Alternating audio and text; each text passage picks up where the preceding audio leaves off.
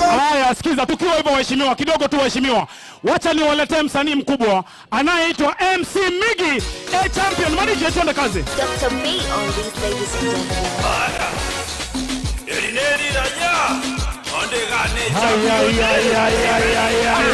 Migi, finally I'm in a party together.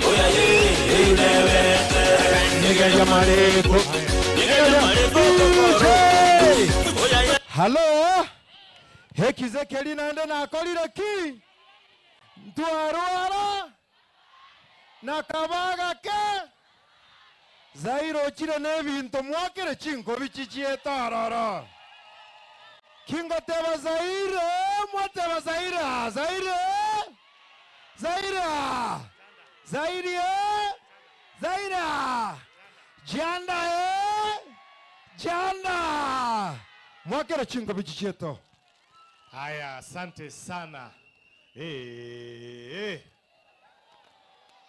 Leo mumekuja kwa fujo kufuliza mjumbe. Hapana, leo niko na watu ya kufulizwa, si ndio? Asante sana. Biamore naende. Wacha tusalimiane kwa hewa, tusalimiane kwa hewa. Biamono sana. Bas, leo niko na furaha sana kwa sababu niko na wageni ambao wamekuja kututembelea, si ndio? Kabla niseme, wacha tufanye masabo, si ndio? Haya, tuko na pastor. Wapi Pastor Murwabe? Haya, wapi pastor? Nani yuko hapa? Wapi pastor mwingine? Nani atatufanyia masabo? Omongine hoyo mo ache ato sabere. Pastor ndio huyo mheshimiwa. Tunaye pastor hapa. Okay. Haya, omongine hoyo mo ato sabere. Abangina gaki. Injo sabe. Sawa ikigusi. Tosabe, motongi tati na sai mbia mone kia watu anje tu ikire mambia ra bitukere ni asa magimaito. Asenge nche ocha kwa ya ni mto cha ndo wasire byo mbeito. Wantu awetigira manaito mrando mwe yake wase tukoli maweke yake ya ali asobya wa Yesu Kristo mutoria. Haya, sasa wacha tupatie ndugu yetu pastor aweze kusema pia maombi kidogo. Basi tuombe. Baba wetu aliye juu mbinguni, asante kwa siku ya leo. Asante wa wageni wote wamefika uwanja huu. Mungu wetu, tunakushukuru kwa sababu ya serikali yetu ya Kenya. Mungu wetu, tunakushukuru kwa sababu fanya kazi nzuri. Mungu wetu, leo ni siku ambayo tumekuja pamoja kama serikali ya Kenya. Tunaomba kwamba Mungu wetu uendelee kuongoza serikali ya Kenya katika jina la Yesu. Leo viongozi wetu wamefika hapa, wamekuja ili wapate kuongoza vijana na wamama wote. Asante sana kwa sababu ya msaidizi wa kiongozi wetu wa serikali Kindiki Kithure, na mweka kwa mkono yako Mungu wetu, na ukamuongoze Mungu wetu, ukampatie hekima Mungu wetu, ukampatie nguvu. Baba wetu, muumbaji wetu, asante kwa yote. Wote wale ambao wamekaa hapa, najua leo watabarikiwa, najua leo wataongozwa, najua viongozi wote wa Kenya wamefika hapa, wataona mkono yako Yesu, katika jina la Yesu aliye mkombozi wetu.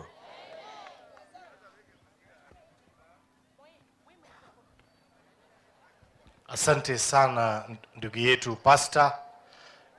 Bas sasa mimi niko na jambo moja. Jambo ya kwanza nawataka kushukuru kwa kufika hapa nyinyi wote.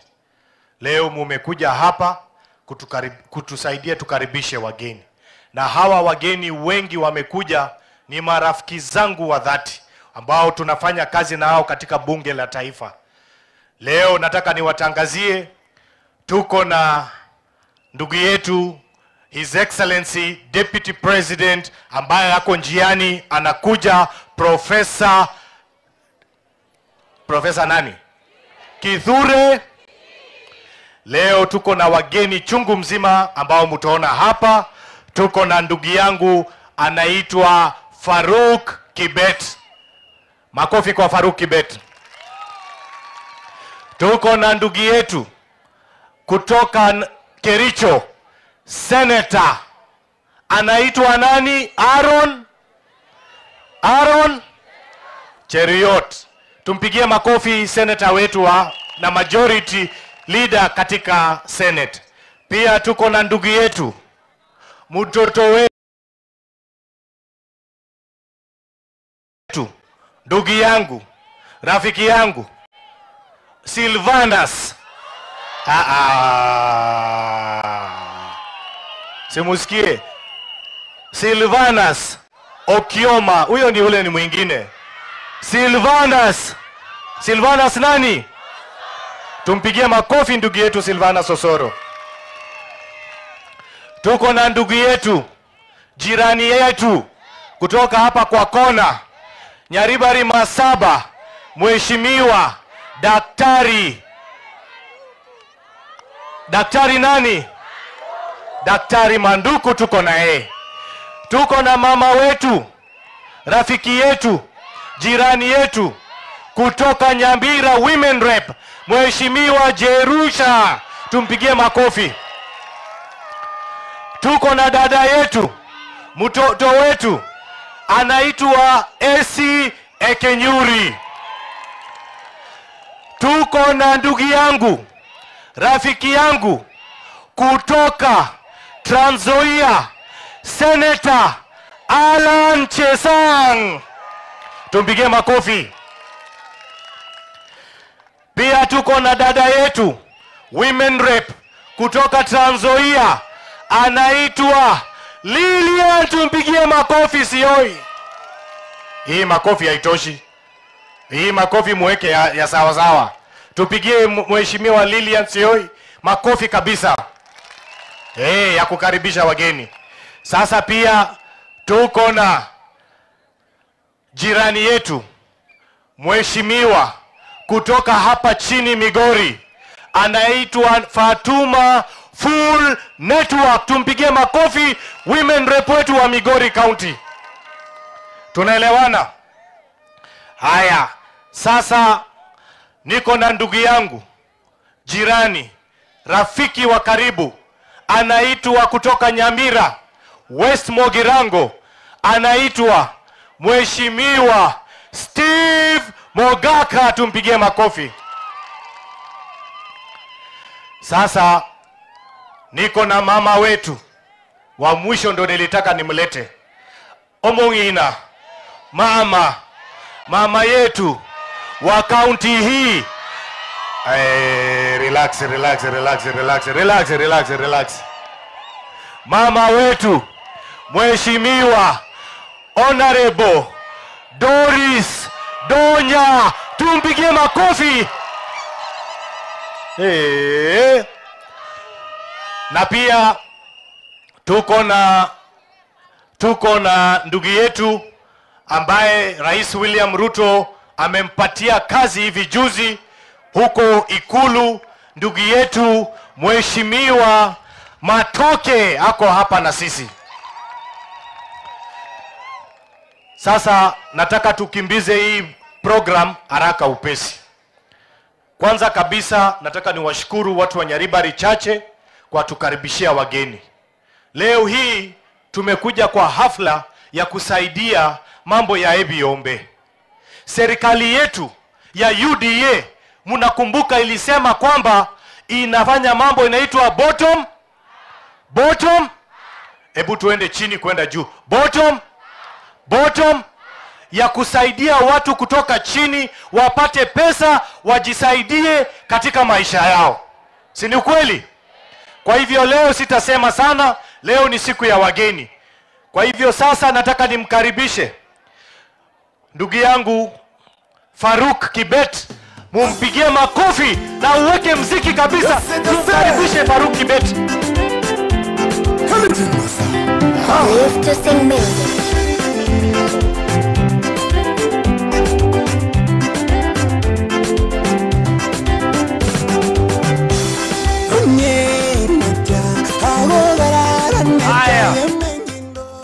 Watu ya sehemu hii, God is good and all the time.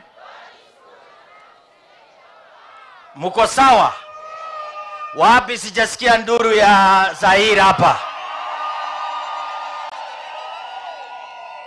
Unajua hawa viongozi wamewacha kazi yao ili waje wainue maisha ya chini kwenda juu. Hiyo mambo ni sawa si sawa? Nyinyi mmefurahi kwa kushirikisha viongozi hapa? Kuna wale wanatuambia Nairobi kwamba tusirudi mashinani. Nyinyi watu hapa mnawaambia nini? Washindwe? Hebu tuseme wasikie mpaka Nairobi, washinde wasishindwe. Jambo la pili nataka kusema ni vizuri kuinua jamii. Na mimi nashukuru mjumbe wenu Mheshimiwa Zaire, kwa sababu yeye kila na wakati anajali maslahi ya watu ya chini. Ndio maana sisi tumewacha kazi zetu ili tuje tusimame na nyinyi muweze kufaulu. Na kwa sababu njia ya kufaulu ni kushikana kuwa kitu kimoja, tuwe watu wa moja. Kuna wale wanatabiri maneno ambaye isiyofaa katika Kenya. Wengine wanasema eti wao wakishashiba, watu hapo sehemu hii Nyaribari wameshiba. Hawa tunawaambia namna gani? Washindwe sio? Na leo tumekuja kufanya kazi ambaye itainua mkaji wa hapa. Jambo ambalo lazima tuseme na tuambie watu wetu, ni vizuri muweze kujiregister na maneno ya SHA, kwa sababu wale watu wanapinga mambo ya SHA kila wakati ni wale mfuko yao iko sawa sawa. Sisi tunataka kuhimiza wamama, vijana, kwa kila mtu kwamba ni vizuri uweze kuwa na kati ambaye itakusaidia wakati hata ukikohoa usiende mbali. Hawa wa jamaa ambaye wanajiita wapinzani wa serikali hawana la kupatia wananchi. Na hii ukweli lazima isemwe, kwa sababu ukiona kiongozi tabia yake ni kuinvite watu, yeye anatabiri mambo ya vita. Mimi hapa leo nataka kuuliza wakaaji wa hapa, kiongozi wa aina hiyo afai kuwa kiongozi hata ya kusimamia chairman ya DIP. Nyinyi mnasema washindwe ama wakae? Jambo yangu ya mwisho, kwa sababu wageni ni wengi na ni marafiki wa Zaire. Wewe Zaire utatuita function ambaye ni yako, na kwa sababu hii kikundi yako mzuri, watu hapa Nyaribari, watu ambaye mtakuwa na msimamo, mimi Mheshimiwa Zaire nataka kuwapatia hao wangwana shilingi 1,000,000 kuja kuunga kazi yako. Nyaribari oye! Nyinyi mnasema wale watu wameenda kuchokoza majirani wetu kule Tanzania. Sisi tunawaambia hao washindwe. Washindwe wasishindwe? Wale watu badala ya kuja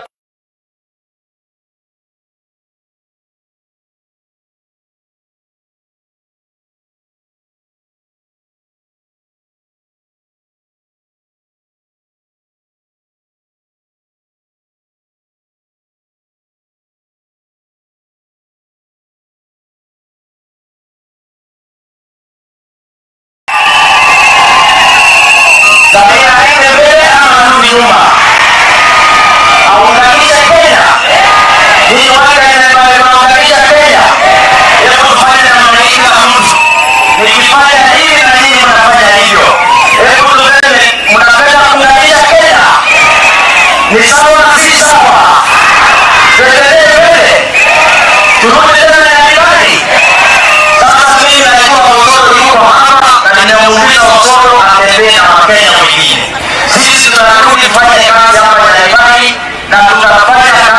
kweli.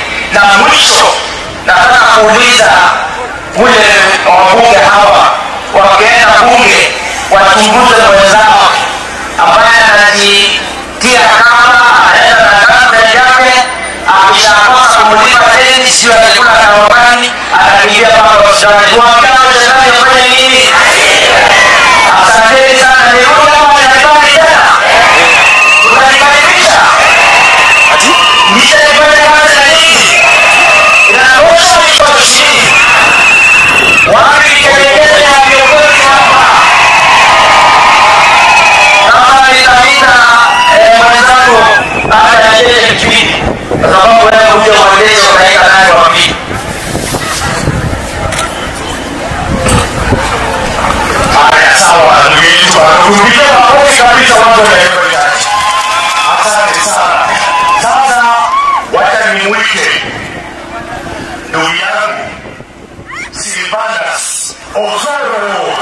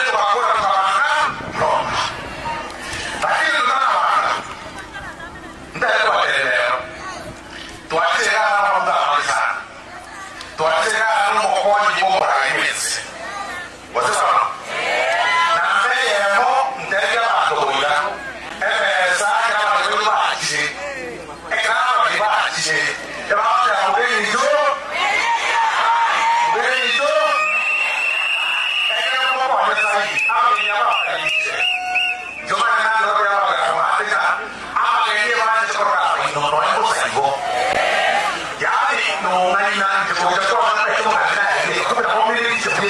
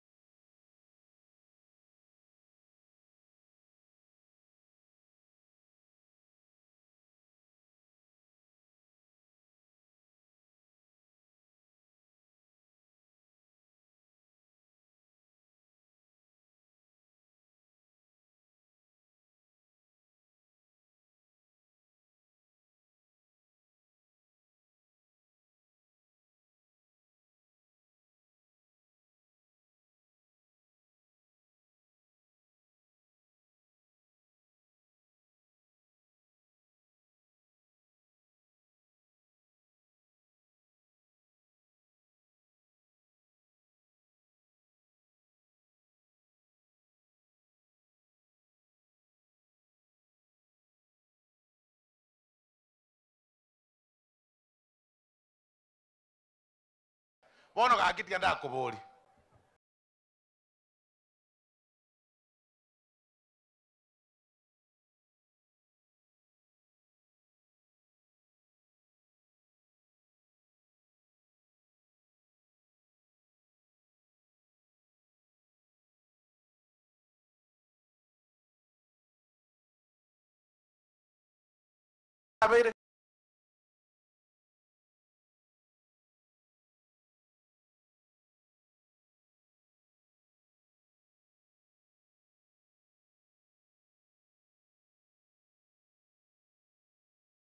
toche se itoga gusi ngiyeko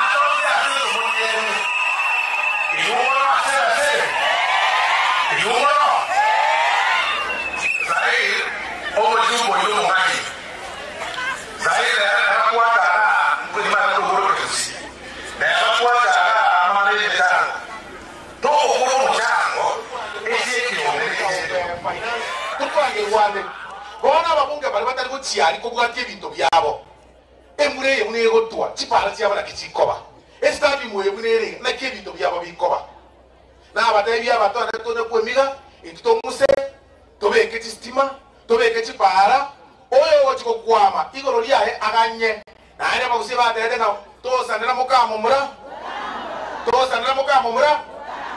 lakini abayebereiri abana bamintu gusi one bwensi okoboli chikura khomuboyo lakini asalone kalikura tokoboli bone gine tokoreta bakona abana toikire babugate bose bana bamintu gate na yarotira sachiachire chekyobe ayo tete totenega atwake siasa tokure bosayigo womanete nkoigune squeeze chiredi o tebi osoro sikanya lebe sijui nini nga osoro motengi okira tago kwa ekereke wanda chiti munibere njere ko chiesa moinari ai no be ndugu yane kero ko chiesa moinari lazima abatege ekereke wanda bose bana bamito wake ekegara chie ko chiesa moinari ayo ko chiesa moinari ese egitore waona ndo watenga kira moino yo miro njere ko pira na ne kibali ngomo tatango ko bune kiagara nje moinande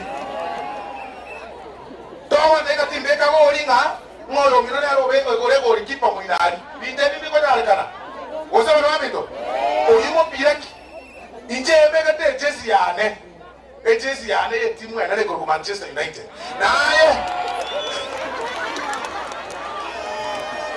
nayo obegete ejesi yago yetimu ekorokuga ati kare asiri gato ko sena Arsenal bono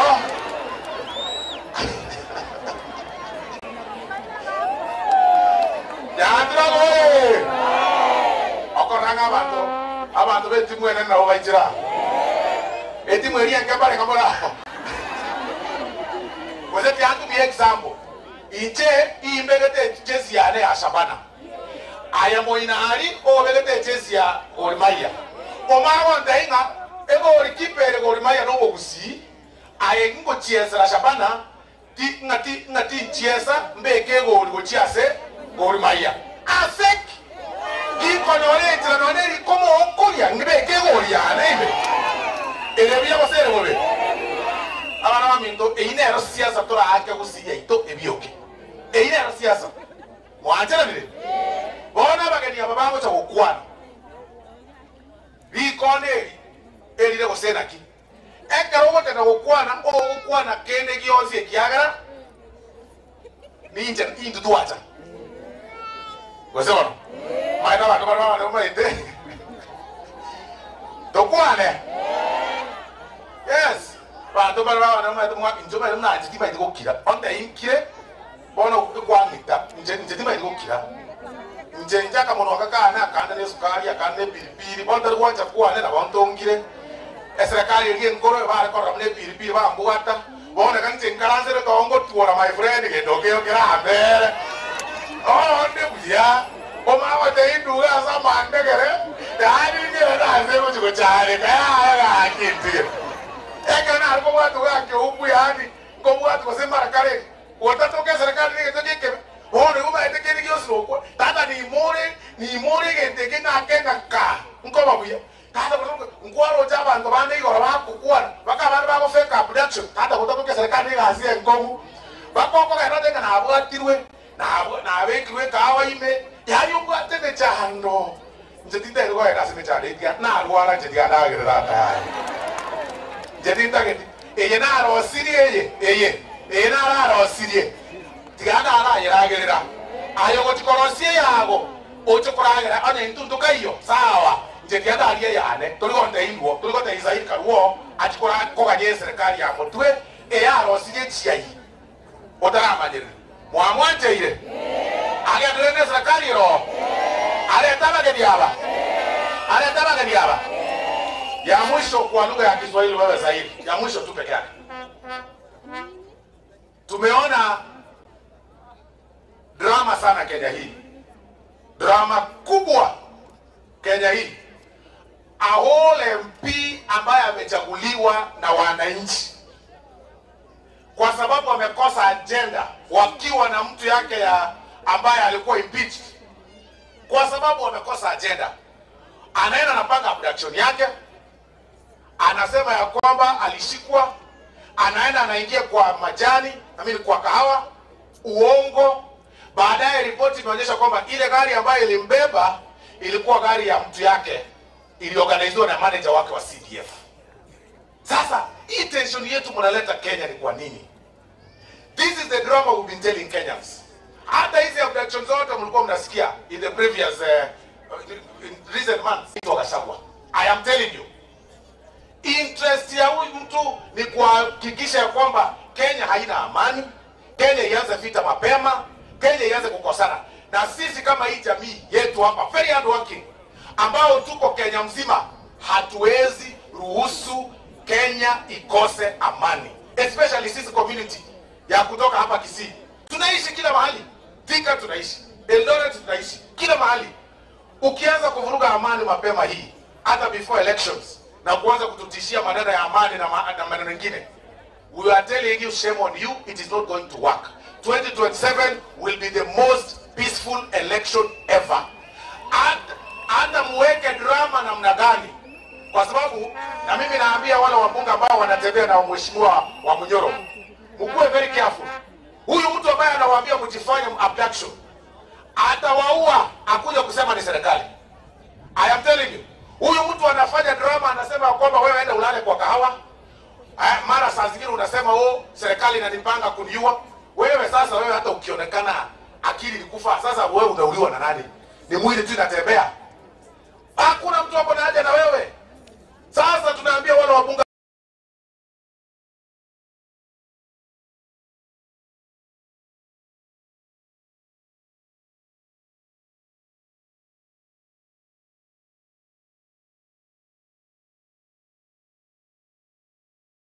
expresses himself. Mpaka unaita press conference. Unasema ya kwamba ati hospitali na uongo. Huyo mtu mumchunge. Atawapiga risasi, atawaua, aseme ni serikali imefanya hivyo. Msiseme hatukuwaona. Because that guy can go to whatever extent to seek sympathy. He can go to whatever extent kutafuta huruma na kutafuta kura na kuleta disorder katika hii Kenya yetu. Lakini tunamwambia we are watching him. If you dare do that, the same government and the same police unit, they will still expose you na utashikwa. Siku zako zimekaribia tu. Lazima utakula plea for whatever you've been doing in this country, vitu za ukora na kunyang'anya watu mali yao. Watu wa Kisii tunakubaliana namna hiyo? Mnakubali namna hiyo? Huyo mtu mshaimuona hapa? Mshaiona huyo jamaa hapa? Mwanyaka Romo Ndoyuga? Mwanyaka Moraga? Ona hata ukora kuduke jireke mo. One village kila saa. Hapa mwaro lenda bwa na jana. Tunamwambia kwenda huko. Ni akina nani wanapenda Mheshimiwa William Samoei Ruto yote naona wala wapigana kwa mkono. Aende mwezi pi. Moja anachiwa satia Toba anachiwa sia Yaani ukaende tigo isakalo mbuko.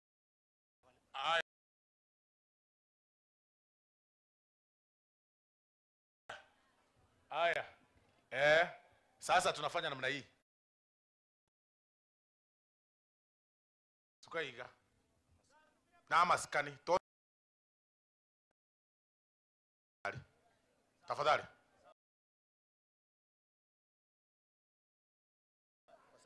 Na aba eriogi erigo chanda. Aba mogo ku. Amaiga. Okay. Aya. Igo. Igo. Anta na aba igweri.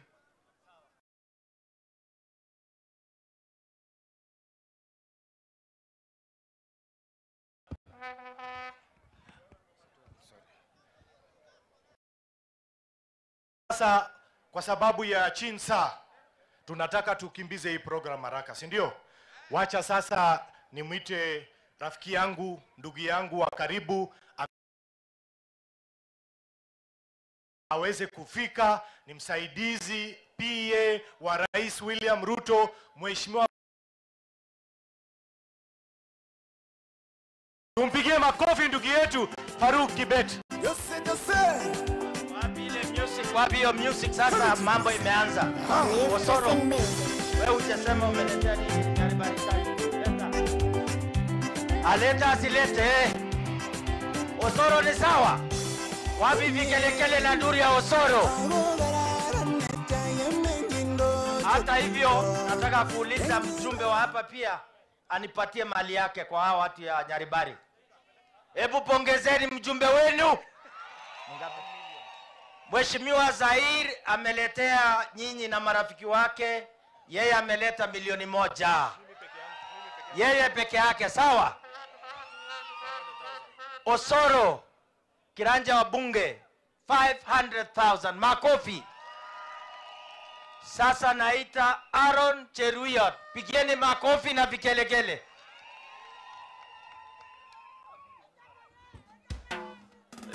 Wewe DJ umelala, weka muziki hapa tuone Kisii ama Kericho. Asante.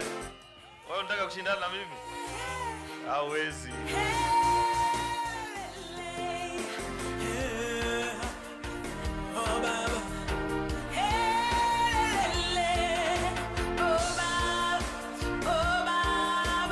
Ni mimi ama Zahir? Mimi ama huyu? Mimi, si ndio? Wewe enda nyumbani, kazi yako imeisha. Abantu bamito, buyamuno. Buyamure. Buyamure naende. Bas, Bwana Yesu asifiwe. Hey, mumekuja hivi siku ya leo kukaribisha wageni. Asante. Huyu mheshimiwa wenu Zahir, rafiki yangu sana wa karibu. Ni rafiki yangu tangu akuje bunge. Tunafanya kazi mara mingi pamoja. Saa ile anatoka nyumbani hapa Kisii, huwa anapita pale kwetu Kericho, alafu tunapanda kuelekea na Nairobi. Unajua pale kwetu nyumbani, mimi natoka pale panaitwa Kabianga. Kabianga. Pahali nyinyi mlitoka ndio mkakuja hapa. Sasa Zaire anapitianga hapo. Tunakula, tunaelekea Nairobi. So amenialika akaniambia, tafadhali rafiki yangu, hebu tembelea watu wa Nyaribari, waoneshe mapenzi ya hali ya juu, kwa sababu 2022 wakati watu walikuwa wanasema maneno mingi, watu wa Nyaribari walimchagua Zahir kwa chama yetu ya UDA. Akaniambia, tafadhali kuja urudishie wananchi mkono wa shukrani. Sikurudisha mkono ni kitu ya maana. Unajua kule Nairobi kuna wakora wanatufanyia kesi. Wanatuandika kwa magazeti, wanatuchora mapicha, wanasema atio tunazunguka Kenya na mapesa. Sasa mimi nashangaa, saa ile wako kwa baa wakikunywa pombe ya 1,100 hawataki kuulizwa maswali. Sisi tukichukua hiyo pesa tuletee wananchi wale walitupigia kura, wanatufanyia kesi. Sio ni ukatili? Si ni ujeuri? Si ni ukora? Sababu mimi nashangaa, wewe ukiwa na pesa yako uamue kufanyia kitu fulani Nairobi, wengi wao mnajua ile vitu wanafanyia. Sisi tuseme sababu sisi chama yetu tulisema msingi wetu ni mwananchi yule ako chini. Yule ambaye yako bottom anafaa kuinuliwa kwenda up. Na wakati rais anapanga mikakati ya kuona biashara inakuwa better, maneno ya kahawa, mnajua vile mambo ilikuwa. Nyinyi ni wakulima, mnajua mambo ya majani chai, mambo ya kilimo ya kila aina, ambaye tunazidi na kusema izidi kusongeshwa mbele. Mnakumbuka vizuri, kabla serikali hii kuchaguliwa, mlikuwa mnachukua mbolea kwa shilingi 7,000. Siku hizi, saa hizi tunapozungumza, mbolea inauzwa kwa 2,500. Na wale wanatukasirikia, wanasema kwa nini mnasaidia wale wako chini, ati wanataka tu nyinyi mbaki pale chini, ndio mkue vibaraka yao ya kufanyia kazi na kutumia kurusha mawe na kufanya maandamano wakati wa siasa inafika. Hiyo maneno tumekataa na tumesema tunataka taifa ambalo mwananchi ambaye anakumbukwa katika mipango yote ya serikali. Na ndio maana tunazunguka Kenya mzima, na wakati wowote Zaire tuite leo tutafika. Akisema turudi tena Jumamosi, mtatukaribisha? Tutakuja tena na tena mpaka wale wasikia ambaye kazi yao ni kuweka fitina. Ati wanataka tukichaguliwa tukae kwa maofisi kule Nairobi tukikula hewa ya AC na tunakunywa maji ya dasani, hatujui mwananchi ule alituchagua kwa namna gani. Lazima turudi kwa mwananchi wa kawaida, tusikize maneno yake ile ambaye anatueleza. Ndio wakati hata sisi kama wale ni wabunge, vile tunarudi bunge kwa sasa, tukipitisha sheria kwa kichwa yetu iwe ni mawazo ya mwananchi yule wa kawaida ambaye anatuambia, ambia rais azidi kuongeza pesa kwa kilimo ili mwananchi wa kawaida maisha yake inufaike na ikuwe bora zaidi. Ambia rais apange maneno yenu ya barabara, apange maneno ya hospitali kama ile ambaye tulikuwa tumewaeleza juzi. Na mimi nimefurahia kwa sababu kuna mtu amezungumza hapa na akatuambia, tafadhalini wananchi, maneno ya SHA si maneno ya mzaa. Kuna wengi wanaifanyia mzaa katika mtandao na kwa mazishi na kusema inafanya haifanyi. Ukitaka kujua ukweli wa maneno ya SHA, nenda hospitali ukiwa na kadi yako kwa mkono, ndio ujue kama inafanya ama haifanyi. Lakini bila kujiandikisha huwezi kujua. Tunapozungumza leo ndio mjue Kenya hii imejaa wakora. Wengi wa wale wanaongea maneno hayo, ile orodha ama list ya counties vile zimejiandikisha ikitokea, wengi wa wale wanapinga maneno ya SHA, county zao ni namba 1. Wakikuja hapa Kisii, mnaambiwa ati usijiandikishe. List ikitoka kule Nairobi, unapata county yake, county ya Nyeri namba 1, county sijui gani namba 2. Alafu nyinyi sababu ni watu wangwana, pengine mnafuata mnasema mtu fulani na fulani alisema. Hii Kenya pahali imefika, lazima mwananchi ajulishwe ukweli, aambiwe kuna timu mbili. Kuna timu chapakazi ambaye mnaiona hapa, ambaye kila siku wako mashinani, wanashikana na vijana wa bodaboda, wanashikana na wamama, wanashikana na wakulima, wanainua biashara yao. Ile ingine ni timu ya sarakasi, drama, fitina, na hakuna chochote cha maendeleo mtawahi kuwasikia. Wakikuja hapa Nyanturago, maneno itaongelewa, mwisho kila mtu ataenda nyumbani. Sikia Zaire akiongea. Na unajua hata kama mimi sizungumzi nyumba yake Gusii,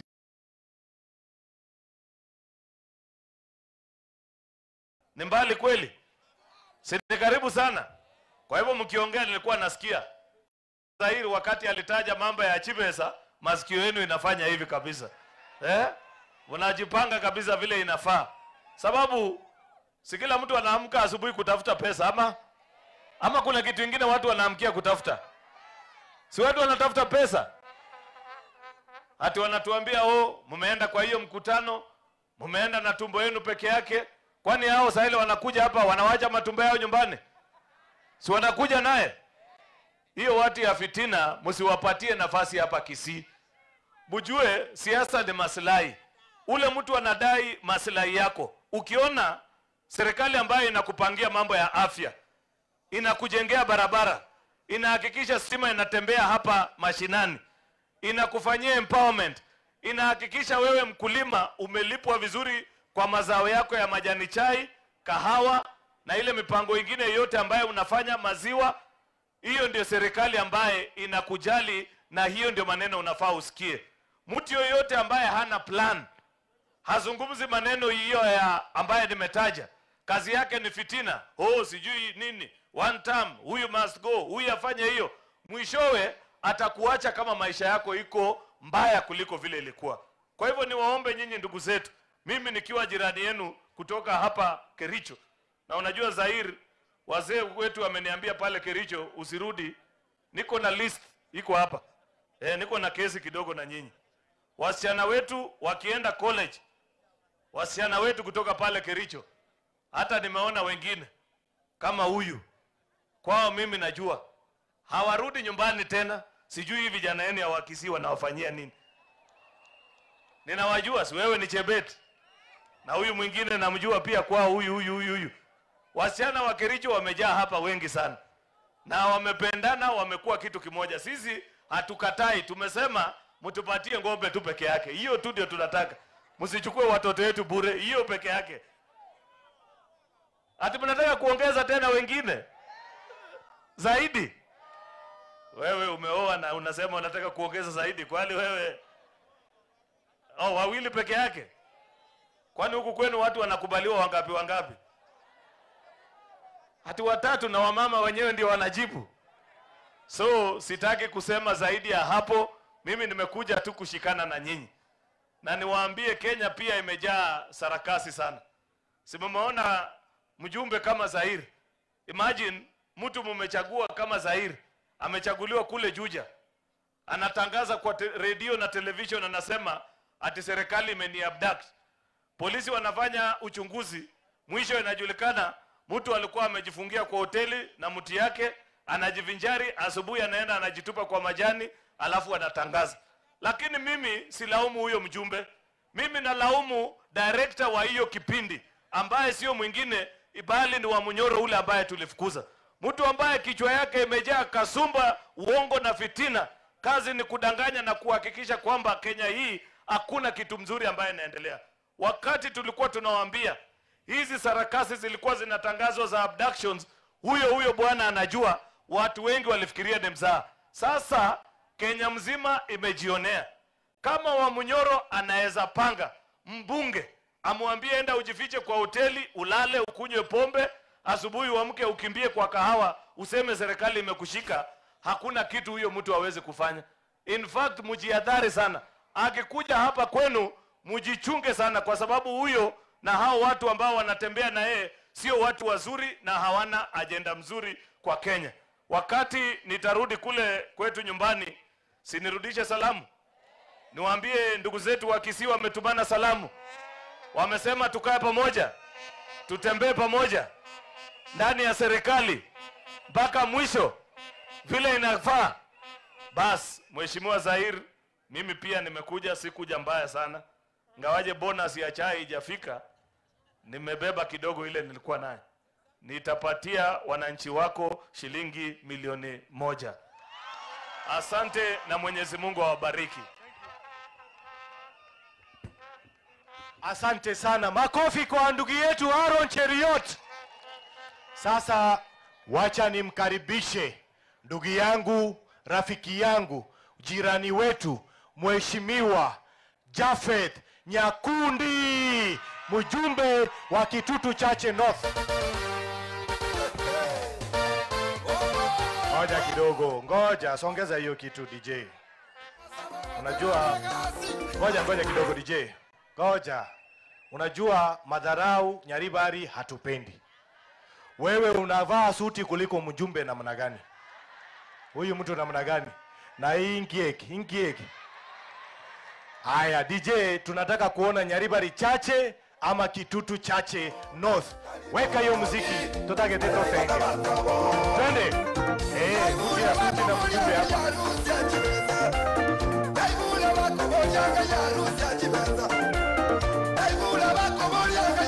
Haya sawa, asante sana.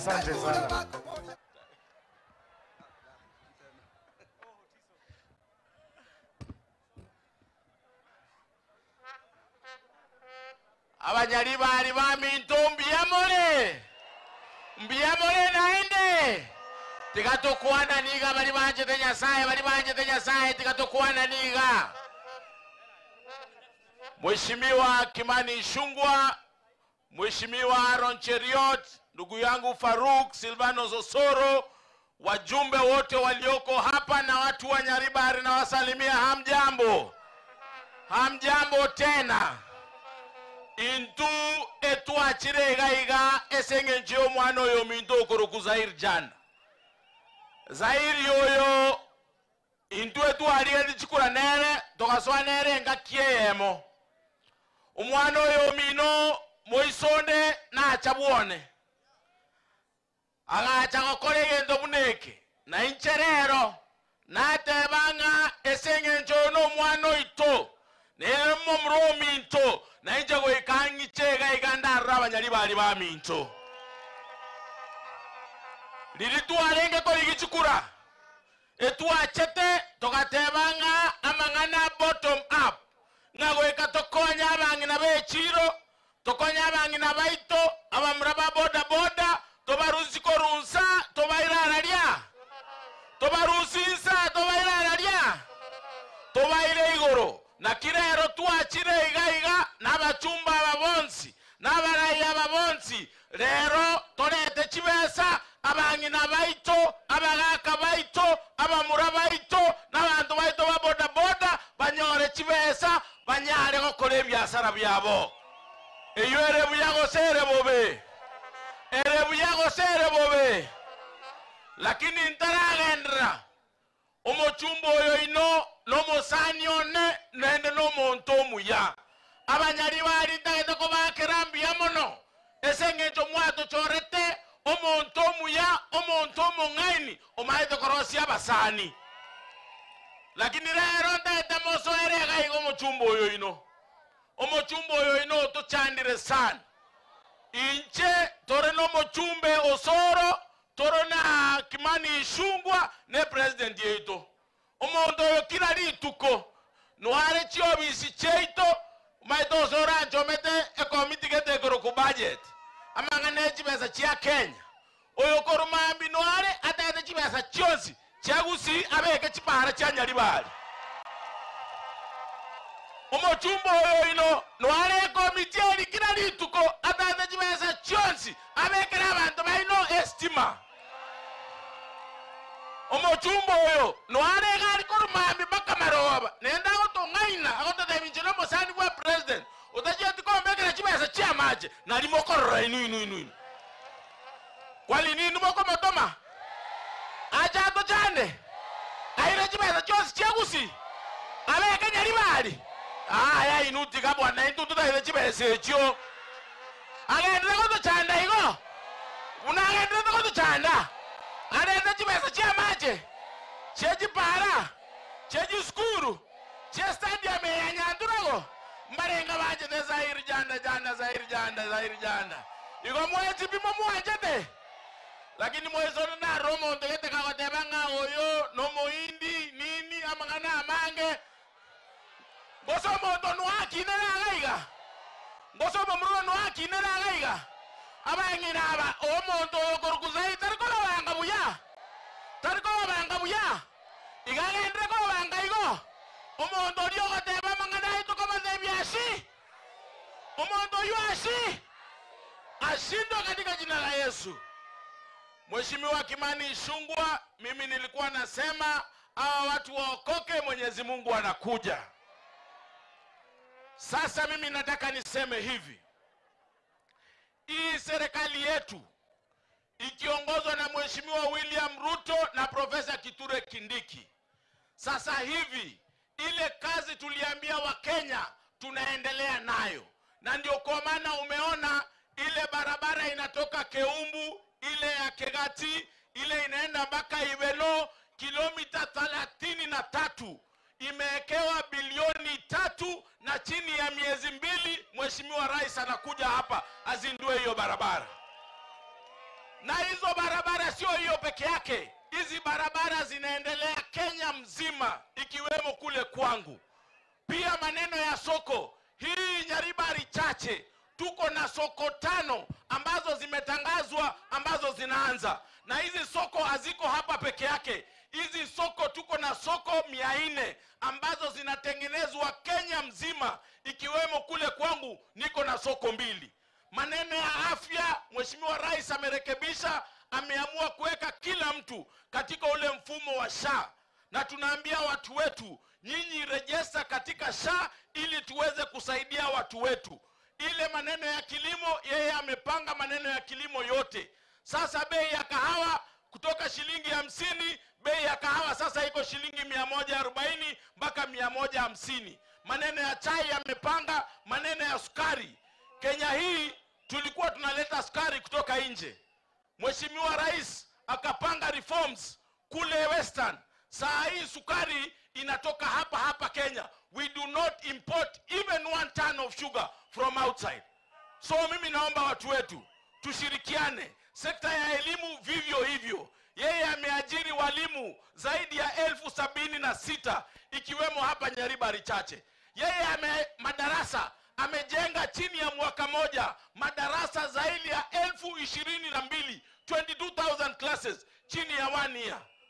Wana abantu baminto, mimi nawaomba kuja tushirikiane, tufanye kazi pamoja, tuweze kusongesha Kenya yetu mbele. Hawa wale ambao wanapiga siasa ya chuki, siasa ya fitina, siasa ambaye haina adabu, tunawaambia wakwende mbali. Sisi kama Wakenya hatuwezi kubali turudishwe ile siasa ya 2007.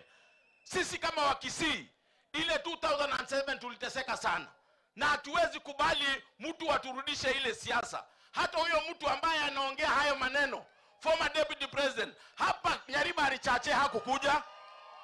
Inumwa rocho mondorina iga. Mondorina cheta. Lakini oyorega iga deputy president. Mwesonde mbogiranga arenge. Bona iga no arega iga. Intutuko basaba tigatobwatirane tokorega asiamo. Mbarenga banjirane tokorega asiyamo. Mbarenga banjete Zahir Jenda. Mbarenga banjete William Ruto. Mbarenga banjete Kindiki. Igotobwatirane. Toberema. Posemos de estos son que van a mapema.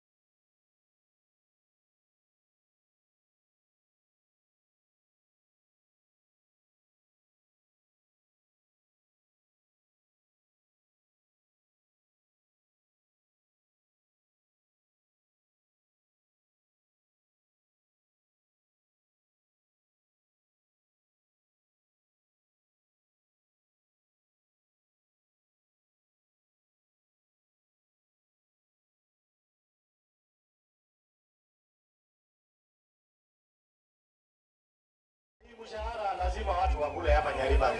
Leta hiyo tuweke. DJ, weka muziki mzuri.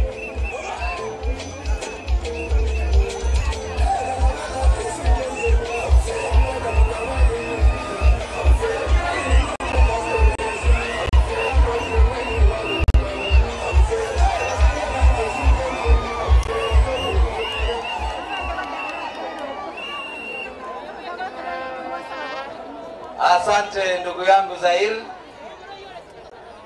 Watu wa Nyaribari Chache, hamjambo? Muko salama? Muko salama?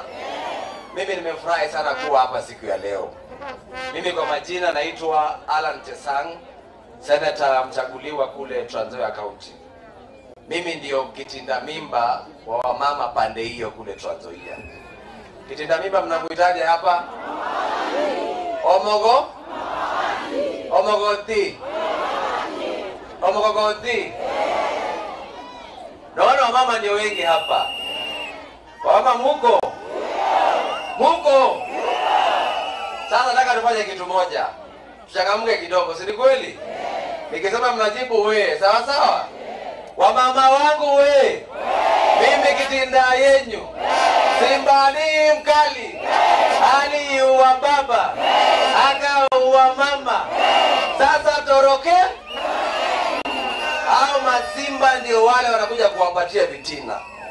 Hao masimba ndio wale wanakuja kuwadanganya ati SHA haifanyi, lakini mwakwao ndio wamerejesta kushinda kila mtu mwingine. Hao masimba ndio wale wataki maendeleo ikuja hapa mashinani.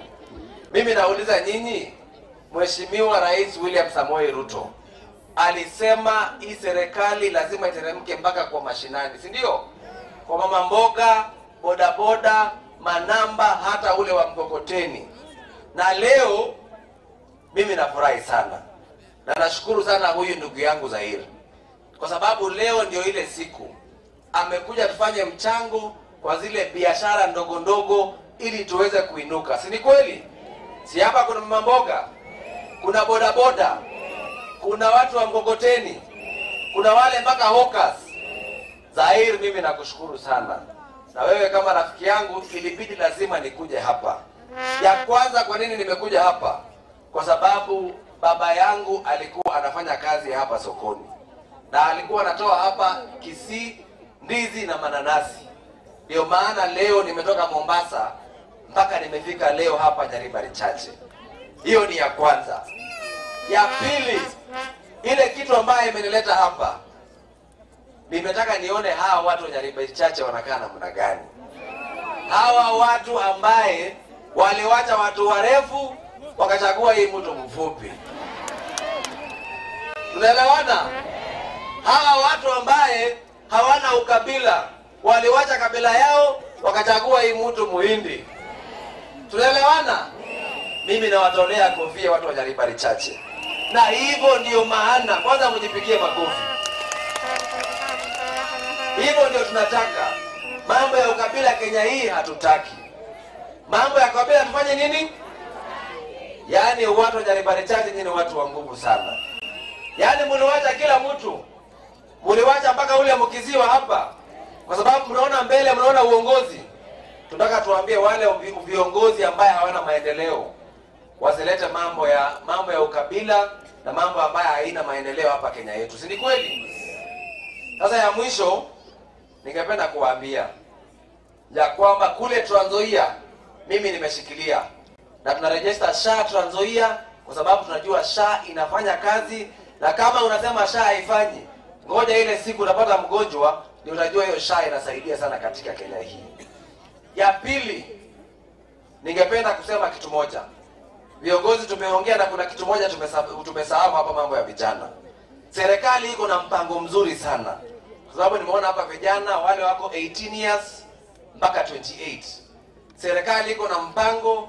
Mheshimiwa William Samoei Ruto amegundua vijana wengi wetu wanataka kufanya biashara ama wamesoma wengi na hawana biashara wala hawana capital. Kupitia wizara ya MSMEs, ile wizara ambayo Paraja yuko, ameanza program ya vijana 18 to 28 years. Ningependa nichanue vijana. na hii program inaenda kupatia vijana kwa kila ward 70 youths kwa kila ward phase 1, phase 2 ndio chakue 70 youths kwa kila ward, na registration ni rahisi tu. Kwa simu yako kama mama uko hapa na kijana yako hayuko hapa.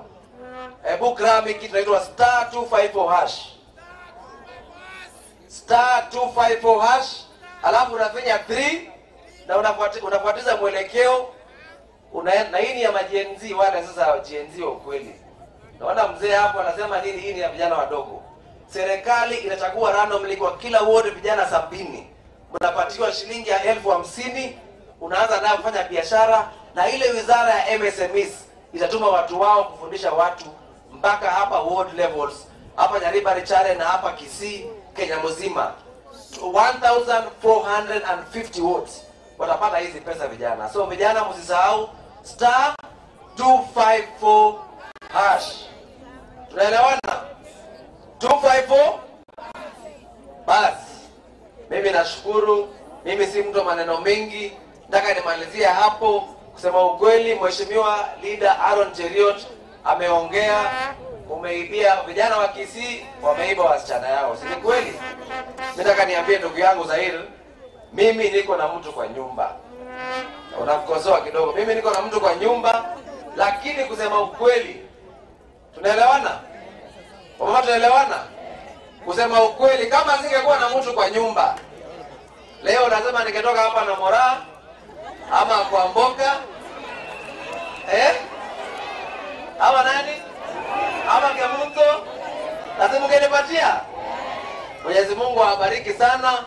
Mimi ni mkulima mdogo, ile kitu yake tuhakikishie. Nimesikia mtu amesema niongeze, lakini mimi kama ni watoto nitaongeza, bibi nabaki nayo moja. Mwenyezi Mungu awabariki. Pia mimi niko na kitu yangu kidogo, natachangia hawa wanabiashara wako kama rafiki yangu pia shilingi 1200. Asanteni sana. Asante sana ndugu yetu Alan Chesang. Tumpigie makofi Alan Chesang. Aya, sasa nataka nimkaribishe Irene Mayaka. Asante sana, nominated mbunge kutoka Nyamira. Ngoja kidogo. Huyu mama mumemwona? Ngoja kidogo. DJ, twende kidogo, twende.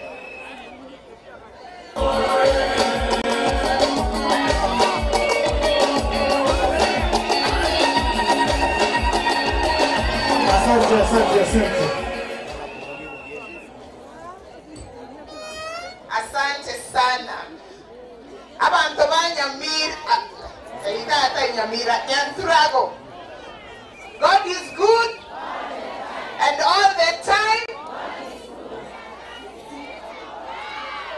Mramwaigu Jekoru Nyamira, West Mogirango, Bogichora.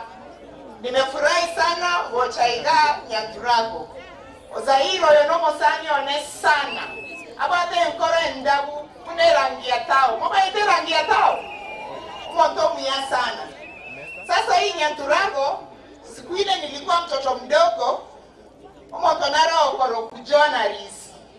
Iga renge wotera, igoro ya Elicha Mongare. Gano mongo sana chisuti. Chisuti nchiro. Ngeye mongira ngenero Nyamira. Na ochire iga. Sasa intukutoka kore siasa ya magenderero taivo. Sisi tuko katika ile team ya broad based. Team gani? Oyo Zairo ino. Kwanza wacha niongeze ile mastaka yenye Nyakundi amewaambia. Zahir Torase committee yemo Ekoroku regional integration. Gawo chontebi mwesh wacha nikimbie pale treasury nifuate mambo ya Nyaribari chache. Alafu nitakuja baadaye. Anafanya vizuri kweli? Mnakubali makosa yake? Kwa hivyo endelee. Zaire akae kwa serikali ama atoke? Akae kwa serikali ama atoke? Na sisi wengine kutoka hapa Musii, mnataka tukae kwa serikali tuendelee kupigania maneno ya Gusii koseto ruororo. Tobere abu. Na nitona make sure chipara cha Gusii chiachire taigo. Estima ya achire taigo. Okoba, some parts of this country, abantu babate electricity up to 80%. Iga Gusii tobate 55%. Toma ikadendu igabu. Igotonya wokama ngombeye. Kosetonye tigere abande. Barenga bagote batoka mengombeye. Barenga bagote batoka mengombeye. Barenga bagote batigatonye go support William Samoei Ruto une president ya Kenya. Igandore. Omaita bataba media maroche. Igatobaro kimuna Gusii induna bangaini. Taigo. Gusii no mongaini gosetari mongaini. Iko irana Nyamira, nkimoda etentebya abantu ba Nyamira. Batebyo mo Gusii no monto mongaini. Taigo. Naende ntori koru serikali, ntori gotigera onde, no torabu. Ono gingokora, maete igari Nyamira. Ndoko nyomu igari Nyamira. Mobate abantu igangira nena wara usoito. Goseche mere iga. Alafu mocha Nyamira munga kere kura ya women rep. Taigo. Toichereine. Aya inga ama kobo yeyo masalamu ya abantu ba Nyamira. Diamono sana Nyasaye basesenie na ichengo mental chisiringie meronge sano. Ere biago sere bobe. Asante sana Nyasaye basesenie. Asante sana. Sasa nataka nimkaribishe leader wa bunge Mheshimiwa Kimani Ichung'wah. Tupigie makofi. Tupigie makofi. DJ.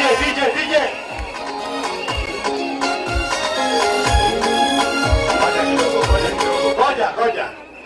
Unajua mimi naogopa, sitaki kuleta mchezo kwa mdosi wangu wa bunge. Kwa hivyo leo saa hii nitacheza vibaya kidogo ndio yeye apite. Sawa sawa? Haya DJ.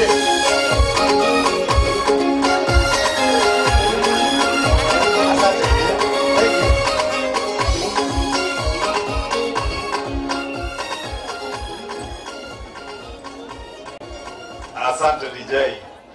Abantu baitu Nyandurago Mbuyamore naende.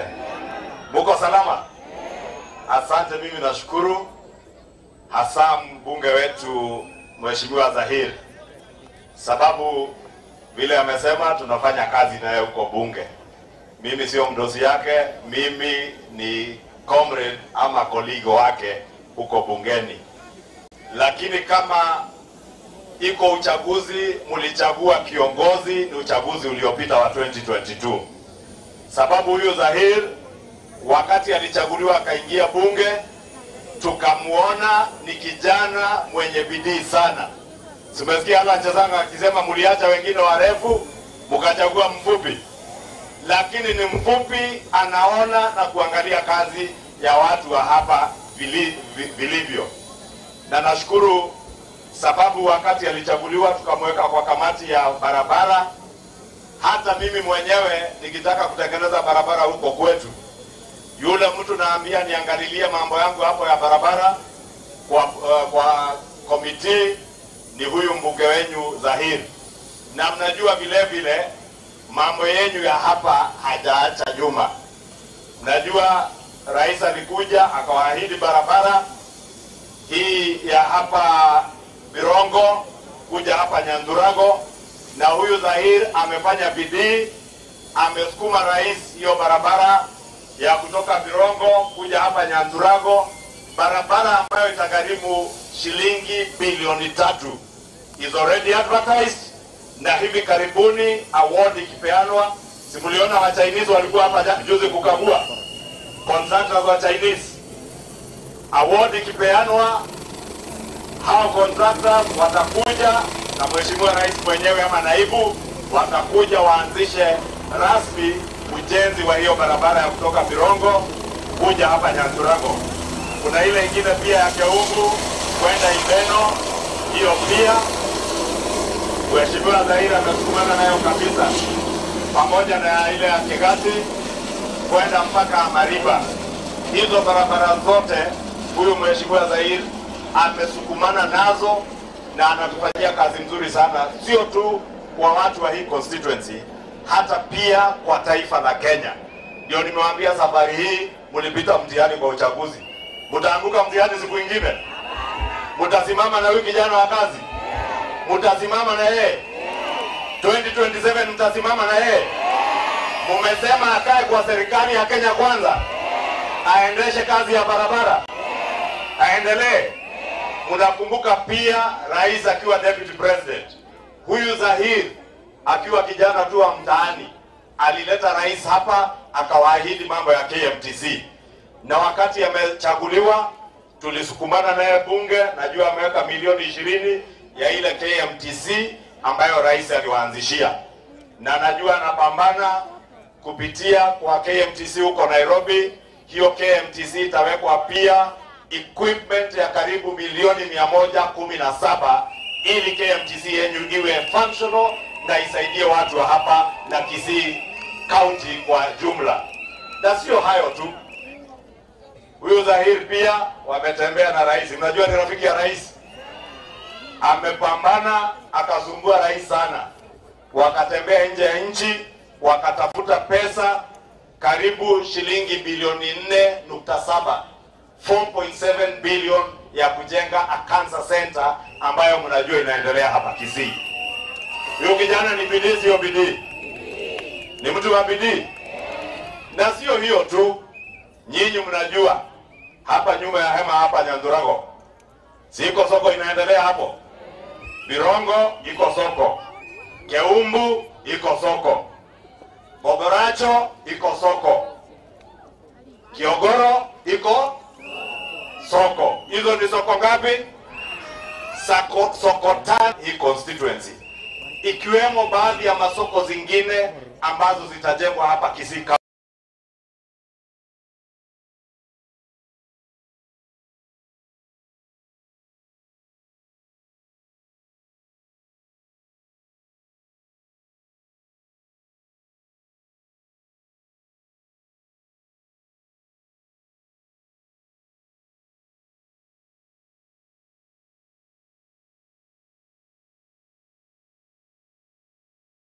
Anafanya afanye. Mumesema aendelea, siendelee? Na aendelee na William Ruto na Kindiki ama apige kona? Aendelee na wao kwa hii serikali. Na mimi nataka nimshukuru Zahir pamoja na viongozi wengine hawa wabunge wenyu wa Kisii na Nyamira ambao wote tumejumuika nao hapa, sababu hawa ni viongozi ambao wameangalia mambo na maslahi ya wananchi waliowachagua, na wakasema hawatakubali kuingizwa kwa siasa za ukabila, hawatakubali kuingizwa kwa siasa za uchochezi, siasa za chuki, zile siasa mnaona zinaendelea mahali pengine za uchochezi, za chuki, za migawanyiko na ukabila, siasa za hasira na makasiriko mingi. Hizo siasa ndio unaona zinawapotosha viongozi wengine. Nyinyi mmejionea jana kwa runinga, mbunge mwenye amechaguliwa anapanga njama ya vile atajiteka nyara ili aseme ametekwa nyara sijui na nani ama nani, na yeye mwenye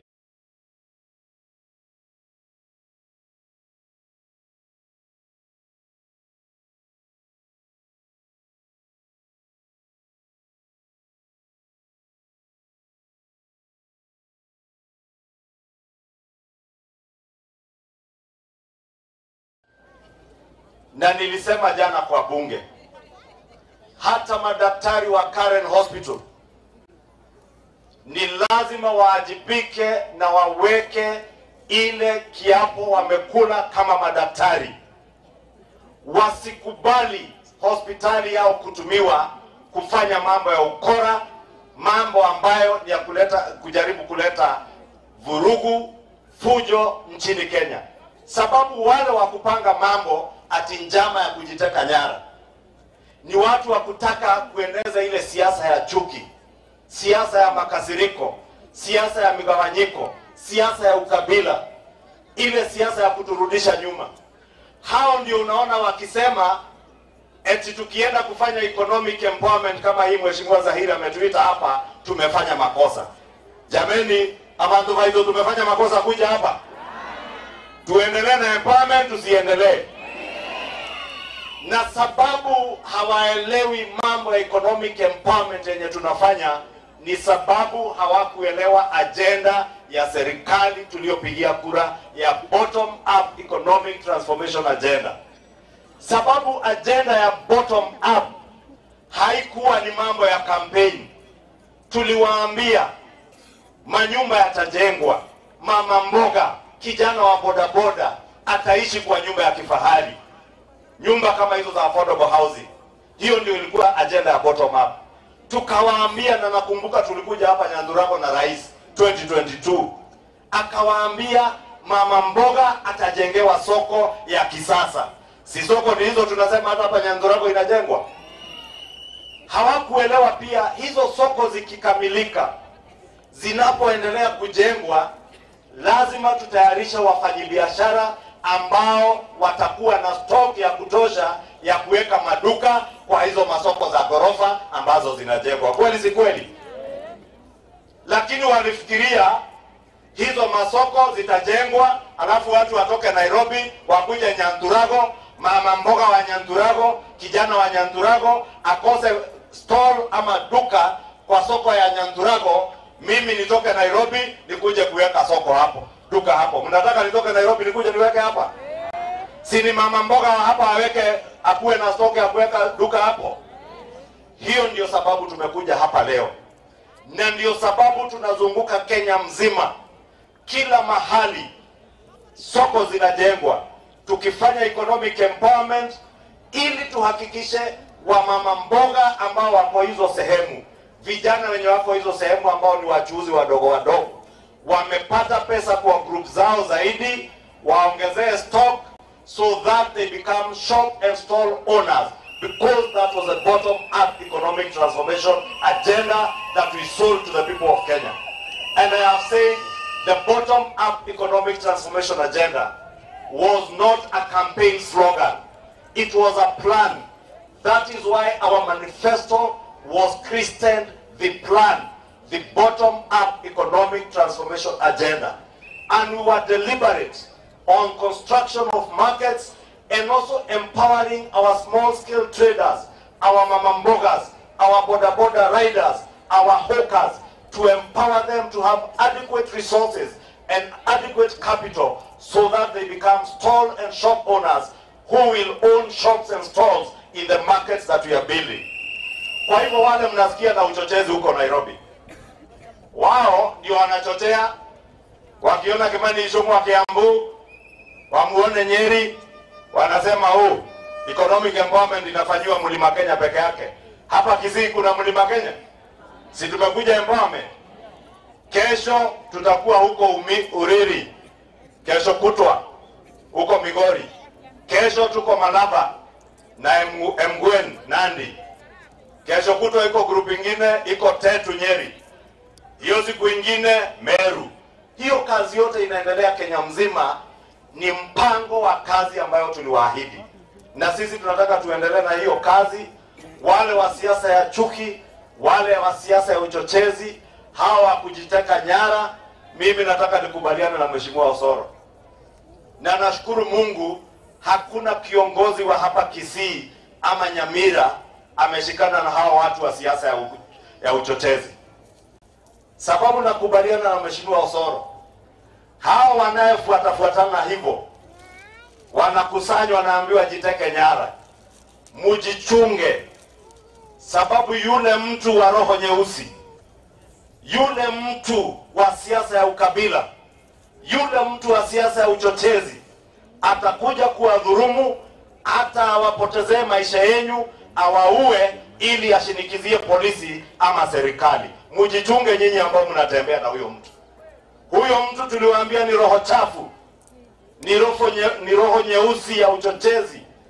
Mtu anaambia wa Kenya eti ile maafa tulipata mwaka wa 2007 ati hiyo ilikuwa ni kama Christmas party, wewe kama ni kiongozi unasimama kuwaambia Wakenya maafa waliopata mwaka wa 2007-2008 ati was a Christmas party, wajitayarishe mna maafa zaidi. Shame on you. You do not deserve to be a leader anywhere, leave alone in Kenya. Even in that small village of yours, you do not deserve even to be a village elder. You are a shame and an embarrassment to the people of Kenya. Ni kweli si kweli jameni? Si nyinyi wa Kisii mumejazana Kenya mzima? Kikuyu niko na jamii ya Mugusii, watu ambao tumeishi na wao. Niko na kijana anaitwa Mogaka, amekuwa jirani yangu nyumbani kijiji tangu mimi nikuwe mtoto. Mwaka wa 2007-2008 hakuna jamii haikuumia Kenya. Wakisii mliumia, hamkuumia? Mliumia. Watu wakapoteza maisha, biashara zikaharibiwa, manyumba za watu zikaharibiwa. Lakini wewe leo unasimama unatuambia ati ile ilikuwa ni dance ya Christmas party, tujitayarishe maafa zaidi mwaka wa 2027. We want to tell you, shetani wa maafa, shetani wa ukabila, shetani wa uchochezi, ashindwe asishindwe? Ashindwe asishindwe? Huyo shetani ameshindwa. Na wewe ambaye sasa hata nasikia wako na chama inaitwa The Devil Can Pretend. Simesikia hiyo chama inaitwa The Devil Can Pretend? The devil can continue pretending, but the people of Kenya will remain one united, prosperous nation focused on the bottom-up economic transformation agenda to uplift their livelihoods. Si ni kweli jameni? Mimi wacha nikomeshe hapo. Najua kiongozi wetu naibu wa rais karibu afike, na tutaomba msamaha wengine mkiona tukiondoka, ni sababu tuko bunge na lazima we chew gum and scale the stairs at the same time. Tukuje hapa mashinani tuungane na nyinyi na turudi tuseme bunge, si ndio? Nikifika bunge afternoon nipeleke salamu zenyu. Niwaambie nyinyi mmesema mko ndani ya hii serikali. Muko ndani ya mapembeni? Muko ndani? Ndani katikati? Nikiona rais jioni nimwambie nyinyi mumesema Zahir akae kwa na yeye ama akae kando? Akae na yeye. Na nyinyi 2027 huyu Zahir mwenye anajengea barabara, mwenye anajengea masoko, mwenye anajenga cancer center wakiwa na rais, mwenye anajenga manyumba, mtamkumbuka jameni? Mtamkumbuka? Na Rais William Ruto mtakuwa na yeye? Hebu nione wenye watakuwa na Rais William Ruto na Zahir. Asanteni, mimi na mimi, ili wale wanasema waendelee kusema, si ndio? Wale wa matusi waendelee na matusi, na sisi tuendelee na bottom. Tuendelee na bottom. Na mimi nimekuja na mchango yangu ya bottom up ya shilingi 1,000,000. Na Mungu awabariki. Asante sana leader. Thank you so much.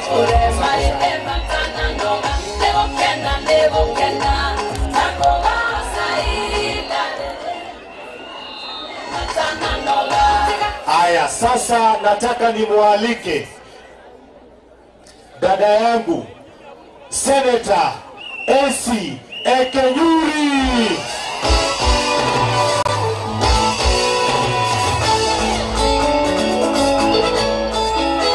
Poleni, nilikuwa nimesahau. Si mnajua tuko na waziri anaitwa Ogamba Migosi, mnamjua? Si ni waziri wetu wa elimu, waziri wa bidii, na anafanya bidii, si ndio?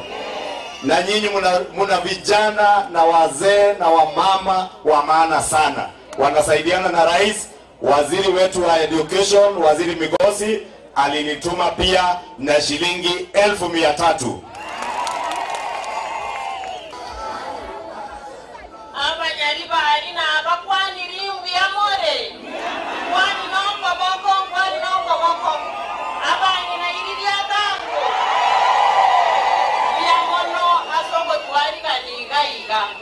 Okenyuri nero oyo nigondo mo seneta seitere bo machozi bora Kenyenya nkabenya roka ya nyagosirane ribogesho motere kimchujo ogakwanire siasa bosonge posta area egentege tangani njebindi ko chikoba motambe chinkwana chiane echiko bachinyenge bune kimokiane mbiamono omheshimiwa Zahir Janda na kushukuru sana kwa kuleta mradi huu ili akina mama na vijana hapa wafaidike, kwa sababu mimi mwenyewe nina mswada wa wachuuzi wadogo ni mwato mswada bwaba ochoreria bakabake abangina moligo chigo chandwa nkoi umore ginkobeka mangana yuegesa na ene kero mswada oyo beire bichiko emoko ni ebintu byaino motari go chandu nechi serikali chechi county ekinege nteki yabo sekebe egento gya kabere ncheninge rwete ko korega sinabara imwachorete ekyagara intubu nabagusi amagende ronaro totagete engati omusangerekano buno yorenge South Mugrango narengo lakini natometege toro kiane aso mheshimiwa Osoro enarenga sebi karobye bunge yabanyina omochio Rwanda Kigali omoedio tigambe kama nganaya ase omonbwege Swahili Wakisii ni jamii yenye bidii na sisi kama viongozi wa eneo hili tunafaa Kisii tushirikiane na viongozi ambao tuliwachagua kwa muda huu ili tukamilishe kazi ambayo ni ya muhimu zaidi. Kabla sijaketi ebakondo kanyaituga na enda senge nyaituga amanye tego tuga nkorundege toro kiane kia 100,000 elindega konye byombe kuyamona abantu bani ndaba nyari bari mimba nsefe. Asante sana, tumpigie makofi dada yetu Senator Elsie Kenyuri. Thank you so much. Asante sana, 1,100 ya dada yetu.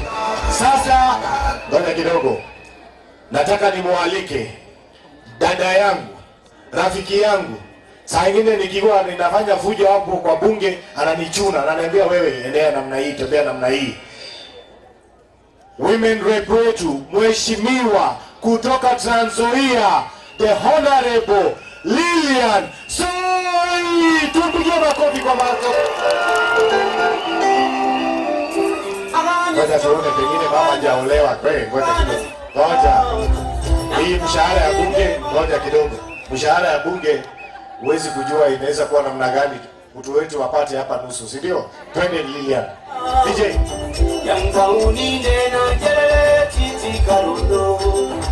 Aya, asante sana, asante sana.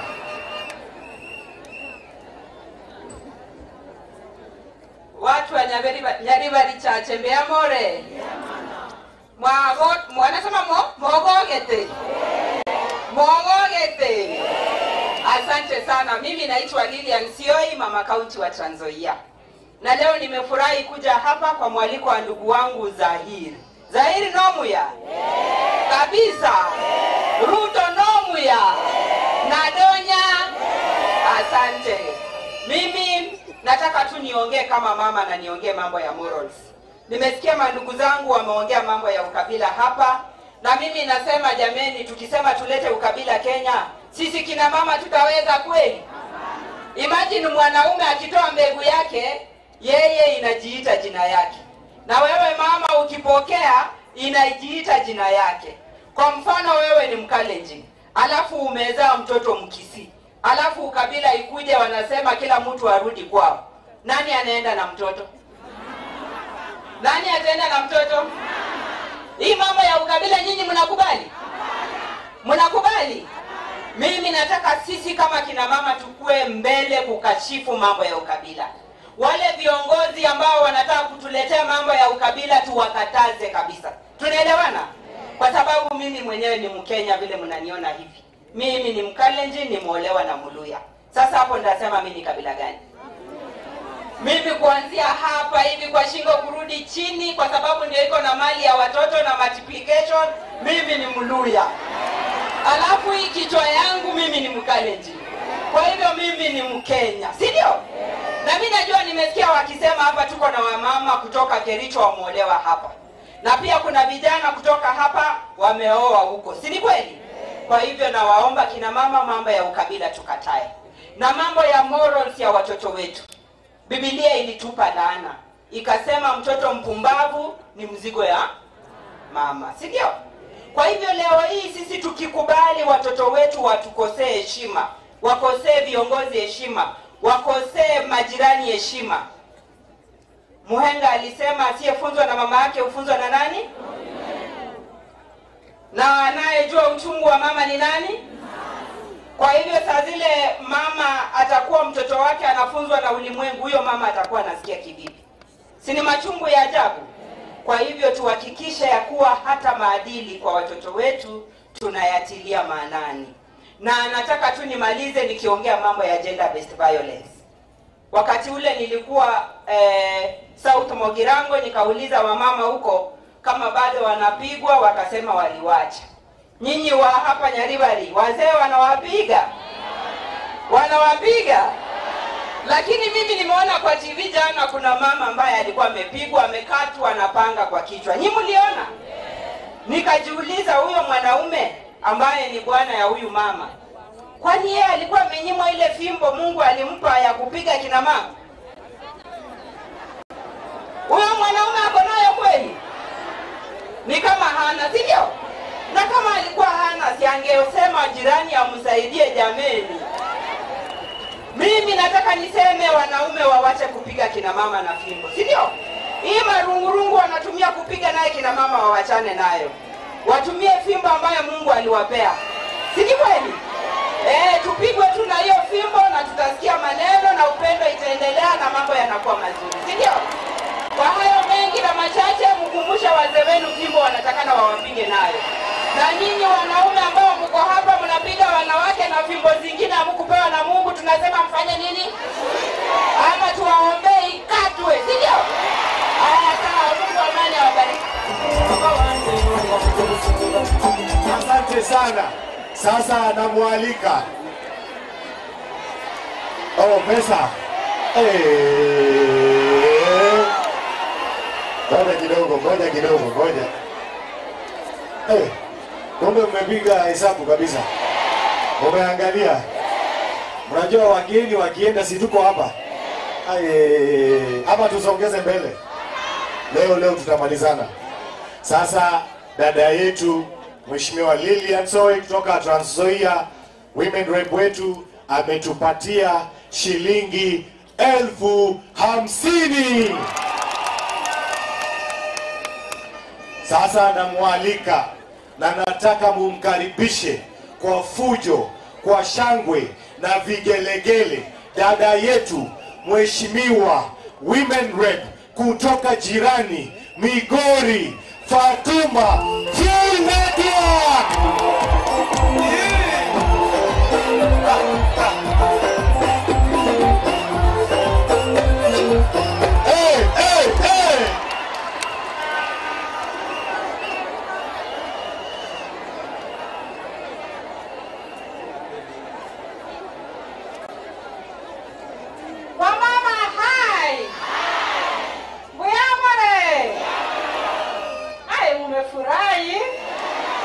Mumefurahi na nani? Na mimi. Na mumezaa vijana. Na salamu alaikum. Sasa ule takataka anasema ukabila, na mimi ninalala peke yangu. Mungu si aende huko. Si ukabila uliisha Kenya. Na mimi juzi nimeona maajabu. Alifundisha kijana mdogo sana tabia mbaya. Kwa sababu sisi tukitoka kutafuta kura hapa, tunaenda kanisani, tunaambia Mungu asante, tumetembea vizuri, tumeongelelea Mheshimiwa Ruto na Mungu asante uzidi kutujalia. Hao wakitoka rali kama hii, kila mtu anashikilia Fatuma yake, anaweka full network yake hapo, alafu mbunge amepatikana na bibi yake.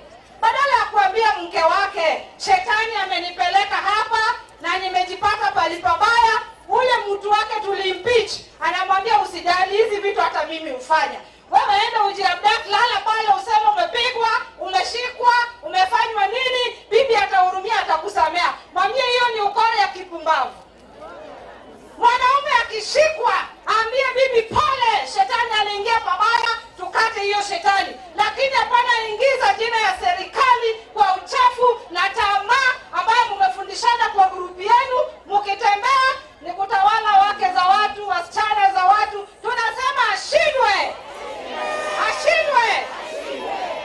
Mimi ukiniona hapa, mimi ni mtoto wa baba Raila Amolo Odinga. Kwa hivyo ukiniona, umeona baba wa kisichana, umeona mtoto wa baba. Na ukiangalia huko, unaona watoto wengine kama Erin Mayaka, mtoto wa baba. Na unaona wa vijana wa Ruto pia.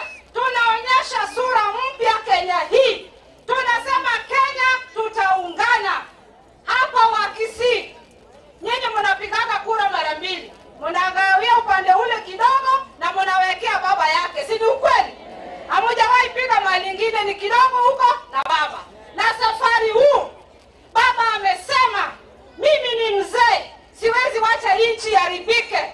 Nimekula chumvi ya kutosha, lakini hawa vijana hawajakula ya kutosha. Nitaleta amani katika Kenya. Akaambia Rais Ruto, ijapokuwa tuling'ang'ania kitu, tushikane mikono, tupeleke Kenya mbele. Alifanya mbaya ama alifanya mzuri?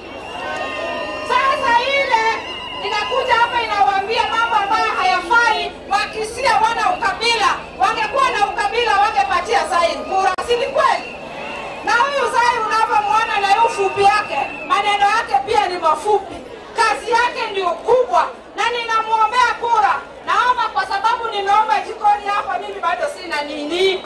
Simrudishie Zaire kura ya pili na mpatie Mheshimiwa Ruto kura ya pili, na mimi nibaki hapa niwapikie matoke.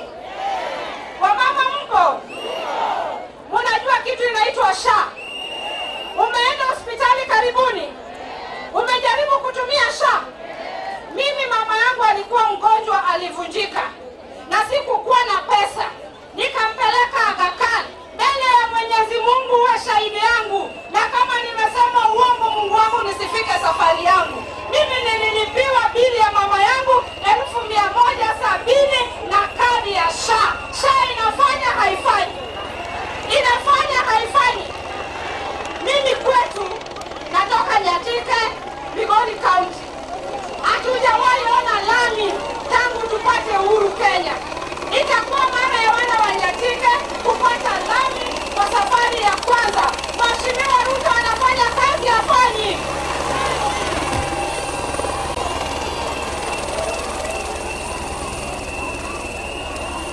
Basi tukimalizia, vijana mpo? Wamama hai? Wamama, Mungu anaishi juu. Nataka tuonyeshe Mwenyezi Mungu mikono yetu ya kuwa tunamrudisha Mheshimiwa Ruto kwa kiti tena. Wakati wanarudisha Ruto kwa kiti, sema bili bila break, bili bila break. Nadanya je? Asanteni sana. Totelele igoro tukaribisha mgeni. Tayari gani bwana? Ngaye bili hata bile.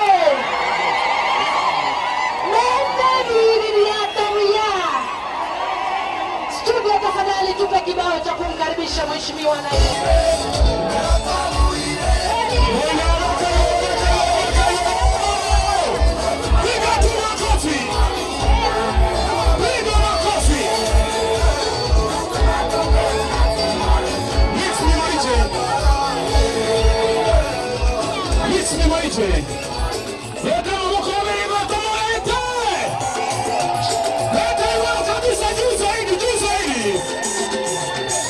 Chico,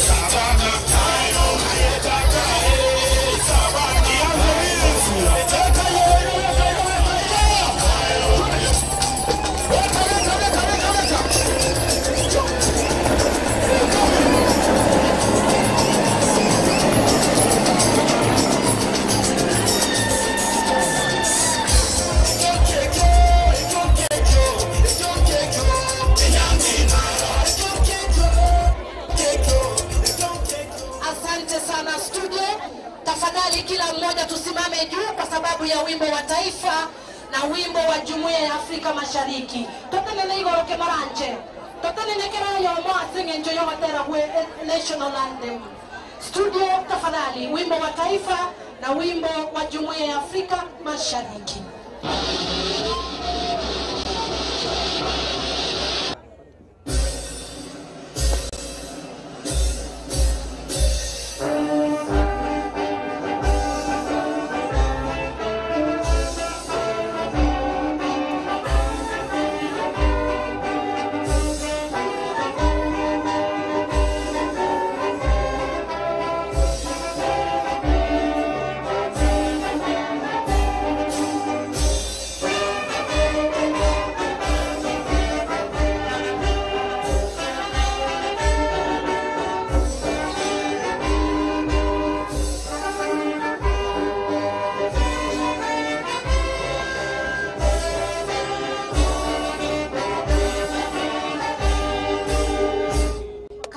Tumesimama, wacha tuongozwe kwa maombi na Pastor Muruabe. Kindly Pastor Muruabe ndo siasore asobwango.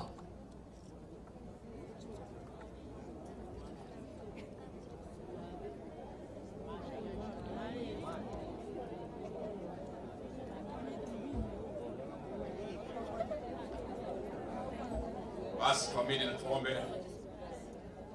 Baba, kwa jina la Yesu Kristo, tunakushukuru kwa sababu ya mkutano huu mkuu hapa Nyantrago. Tunakushukuru kwa sababu ya viongozi wetu wote na hata serikali yetu. Na tunaomba kwamba kila mtu aliye mahali hapa apokee baraka yako, na watu wetu wa Nyantrago pia wabarikiwe na ile wachache. Na zaidi ya yote watakaporudi salama, jina lako litukuzwe sasa na hata milele. Kwa jina la Yesu tumeomba na kuamini. Kwa ruhusa yako Mheshimiwa Naibu wa Rais, naomba sote tuketi. Tuikaranze. Mheshimiwa Naibu wa Rais Profesa Kithure Kindiki, seneta wa Trans Nzoia pamoja na maseneta wengine wote ambao wameweza kufika, kiongozi wa wengi katika bunge letu la kitaifa, wabunge wote mliofika wakiwemo wawakilishi wa kina mama, wawakilishi wodi, viongozi wa kidini, wataalamu mbalimbali, mnikubalie kwa heshima niweze kumwalika mbunge wa eneo hili aweze kutuelekeza katika kipindi hiki, lakini ngayebi ile atabiri byo mwana ito. Asante, karibu mheshimiwa. Asante sana, Your Excellency the Deputy President Professor Kithure Kindiki.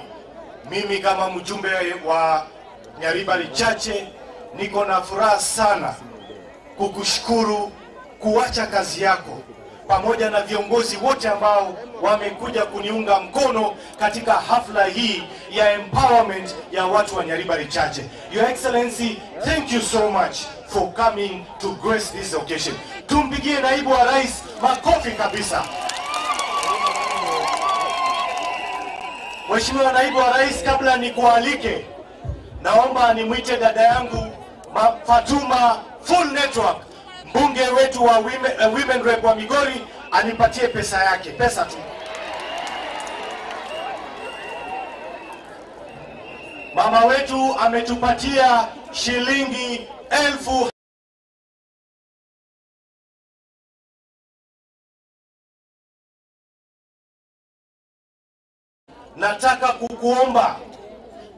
Nataka kuomba wananchi kwa heshima, kwa shangwe, mkaribishe Naibu wa Rais Mheshimiwa Profesa Kithure Kindiki.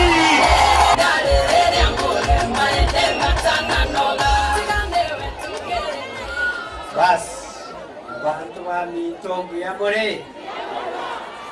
Bantu ba mitombo ya more. Ya more kai naende. Asante sana, nashukuru, naomba tuketi. Naomba tuketi, asanteni sana. Nimefurahi sana kufika hapa siku ya leo.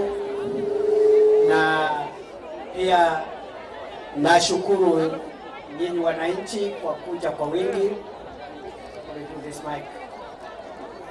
Bas, nimesema ya kwamba nimefurahi kufika hapa, na washukuru pia vile mmefika hapa. na washukuru viongozi wenzangu ambao wamekuja hapa kusimama na wanabiashara wetu wadogo wadogo wa sehemu yetu ya Nyaribari Chache. Tuko hapa kwa heshima ya mbunge wenu. Tuko hapa kwa sababu tunaheshimu sana microphone. Wale wako huko hawanisikii. Si oye. Wale wako huko nyuma. Kisii oye. Nyaribari Chache oye. Wale wananisikia naomba tuinue mkono. Asante. Nimesema ya kwamba tuko hapa kwa sababu ya heshima ile tuko nayo kwa watu ya Kisii, watu ya Nyaribari Chache na mbunge wetu wa hapa Mheshimiwa Zair Janda ambaye ni kiongozi kijana na amefanya kazi kubwa sana, na umeona wale wabunge wote wamekuja hapa kusimama na yeye kwa sababu amejitengenezea urafiki na viongozi wa Kenya nzima kule bunge. Wapi makofi ya Zair Janda? Mutaendelea kushikilia mheshimiwa wetu Zair? Aendelea siendelee? Aendelee kusaidia wanabiashara? Aendelee kusimama na watu ya bodaboda? Zair aendelee kusimama na watu wa mama mboga na watu ya mikokoteni? Wangapi wanasema Zair aendelee jameni? Asante. Niko hapa kwa niaba ya serikali na nimetumwa na salamu na rais.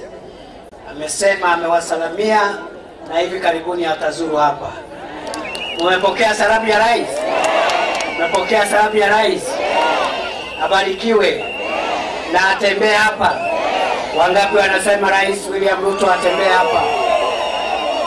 Basi tumekuja hapa kwa sababu kazi yetu ambayo tuko nayo ya maendeleo ya taifa la Kenya bado tunaendelea nayo, na tuko na ripoti ya ile mambo ambayo tumeweza kufanya mpaka sasa na ile ambayo bado haijafanywa. Tuko hapa kuwaambia ya kwamba tutaifanya kwa sababu tuko na miaka 2.5 ya kukamilisha ile kazi ambayo imebaki. Niseme ya kwamba tunaendelea kung'ang'ana na kuimarisha uchumi wa taifa letu la Kenya, kwa sababu mahali tulipata uchumi ilikuwa katika chumba cha mahututi.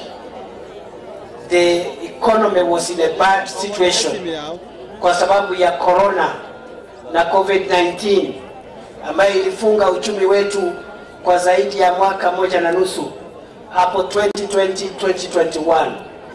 Hiyo corona ama COVID-19 vile iliharibu uchumi, ndio unaona saa ile tunapiga kura ya kuchagua rais, uchumi ulikuwa katika mahali pabaya. Lakini tumejaribu kung'ang'ana na kustawisha ama kudhibiti uchumi. Tumepata mafanikio kiasi, lakini bado tuko na kazi ya kufanya, kwa sababu tungetaka uchumi uendelee kuimarika hata zaidi. Unakumbuka ya kwamba kulikuwa na yale maandamano ya unga ya 2022-2023 kwa sababu bei ilikuwa imepanda sana, ikafika 250 shillings kwa kilo 2 ya unga. Tumejaribu kudhibiti bei ya unga tukitumia fertilizer ya ruzuku ambayo imepunguzwa gharama. Ile fertilizer tulikuta ikiuzwa 7,000. Tumetumia pesa ya serikali kupunguzia wananchi bei ya hiyo fertilizer. Katika miaka 2 imepita, hiyo fertilizer tulikuwa tunaipatiana kwa wakulima kwa shilingi 2,500 badala ya 7,000. Hiyo fertilizer ya ruzuku pamoja na bidii ya wakulima pamoja na Mwenyezi Mungu kutubariki na mvua ndio imesababisha kudhibiti bei ya unga kutoka mahali ilikuwa 250 sasa iko about 150, lakini bado tunakazana kuidhibiti zaidi ndio ikuje 100 au hata chini ya shilingi 100 kwa kilo mbili. Kwa hivyo kuna ile kazi tumefanya ya kupunguza na bado tunaendelea na hiyo kazi. Majani chai yetu mahali tulikuta sio mahali iko saa hii.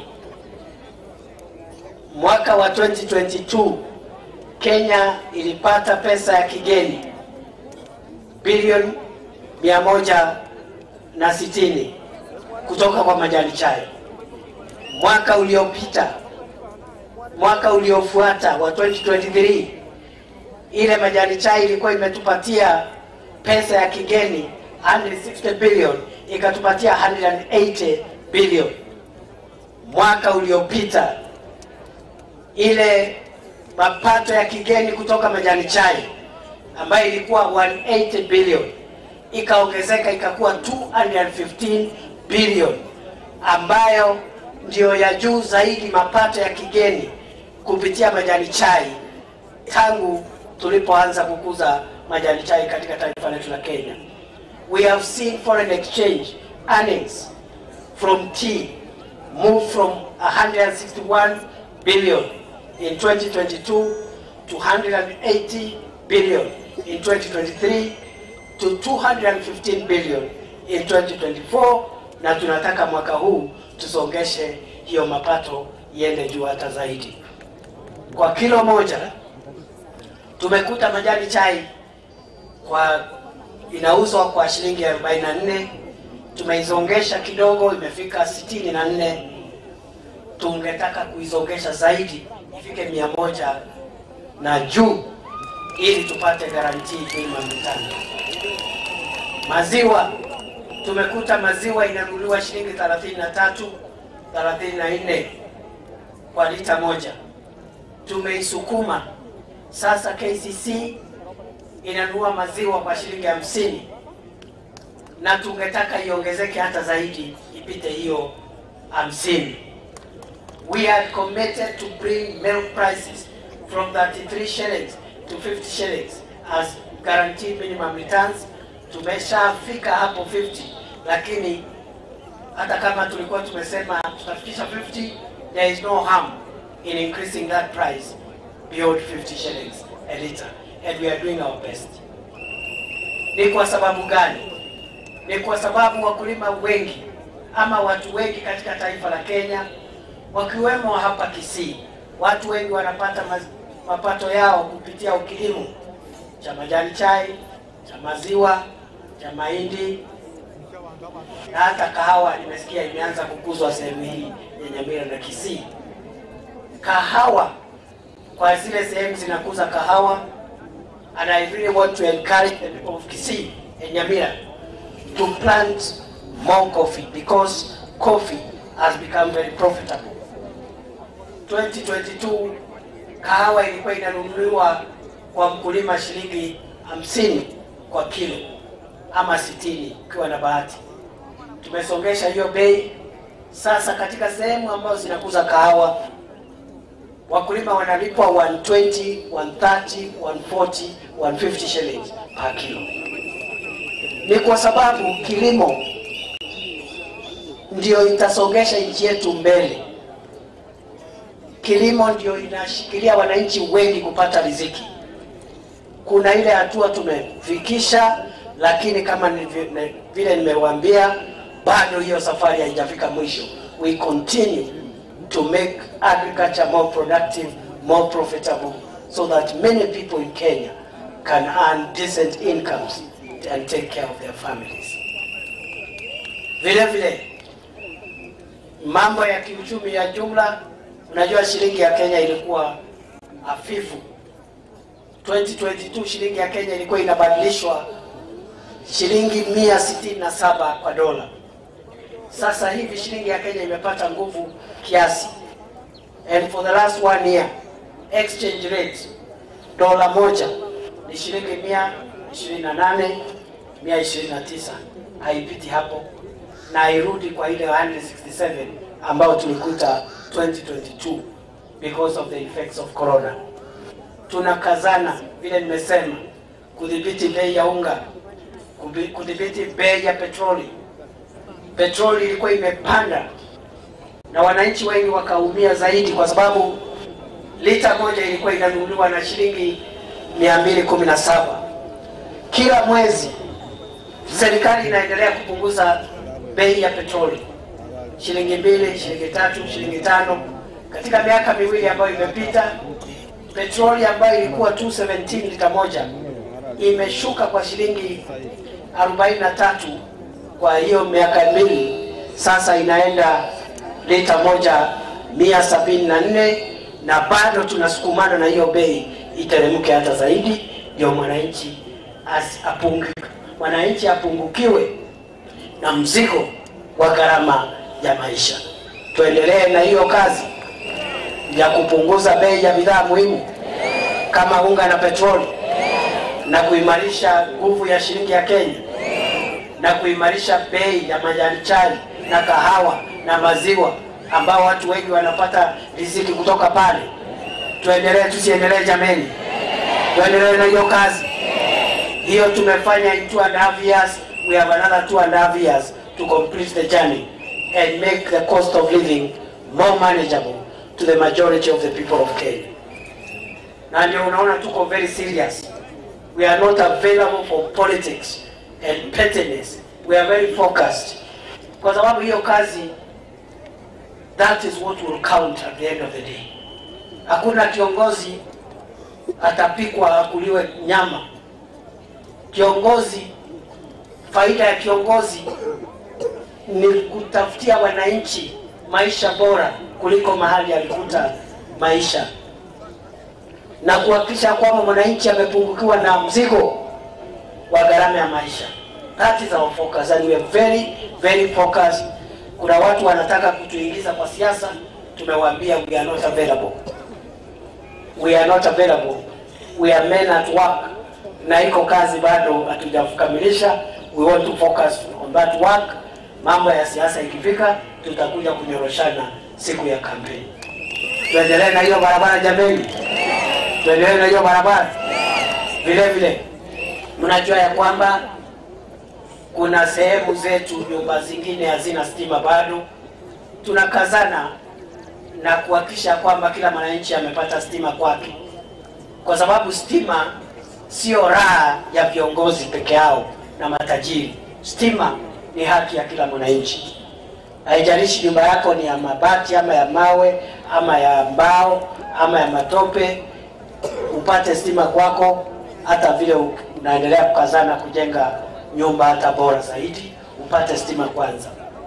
Hapa Kisii County kwa jumla, wakati nilikuwa hapa Kisii last week, nilikuwa pale 2 weeks ago nafikiri, pale kitutu cha Chenov, niliwaambia ile pesa serikali ilikuwa imetoa hapa, it was about 1.8 billion, sasa imeongezeka by 200 million.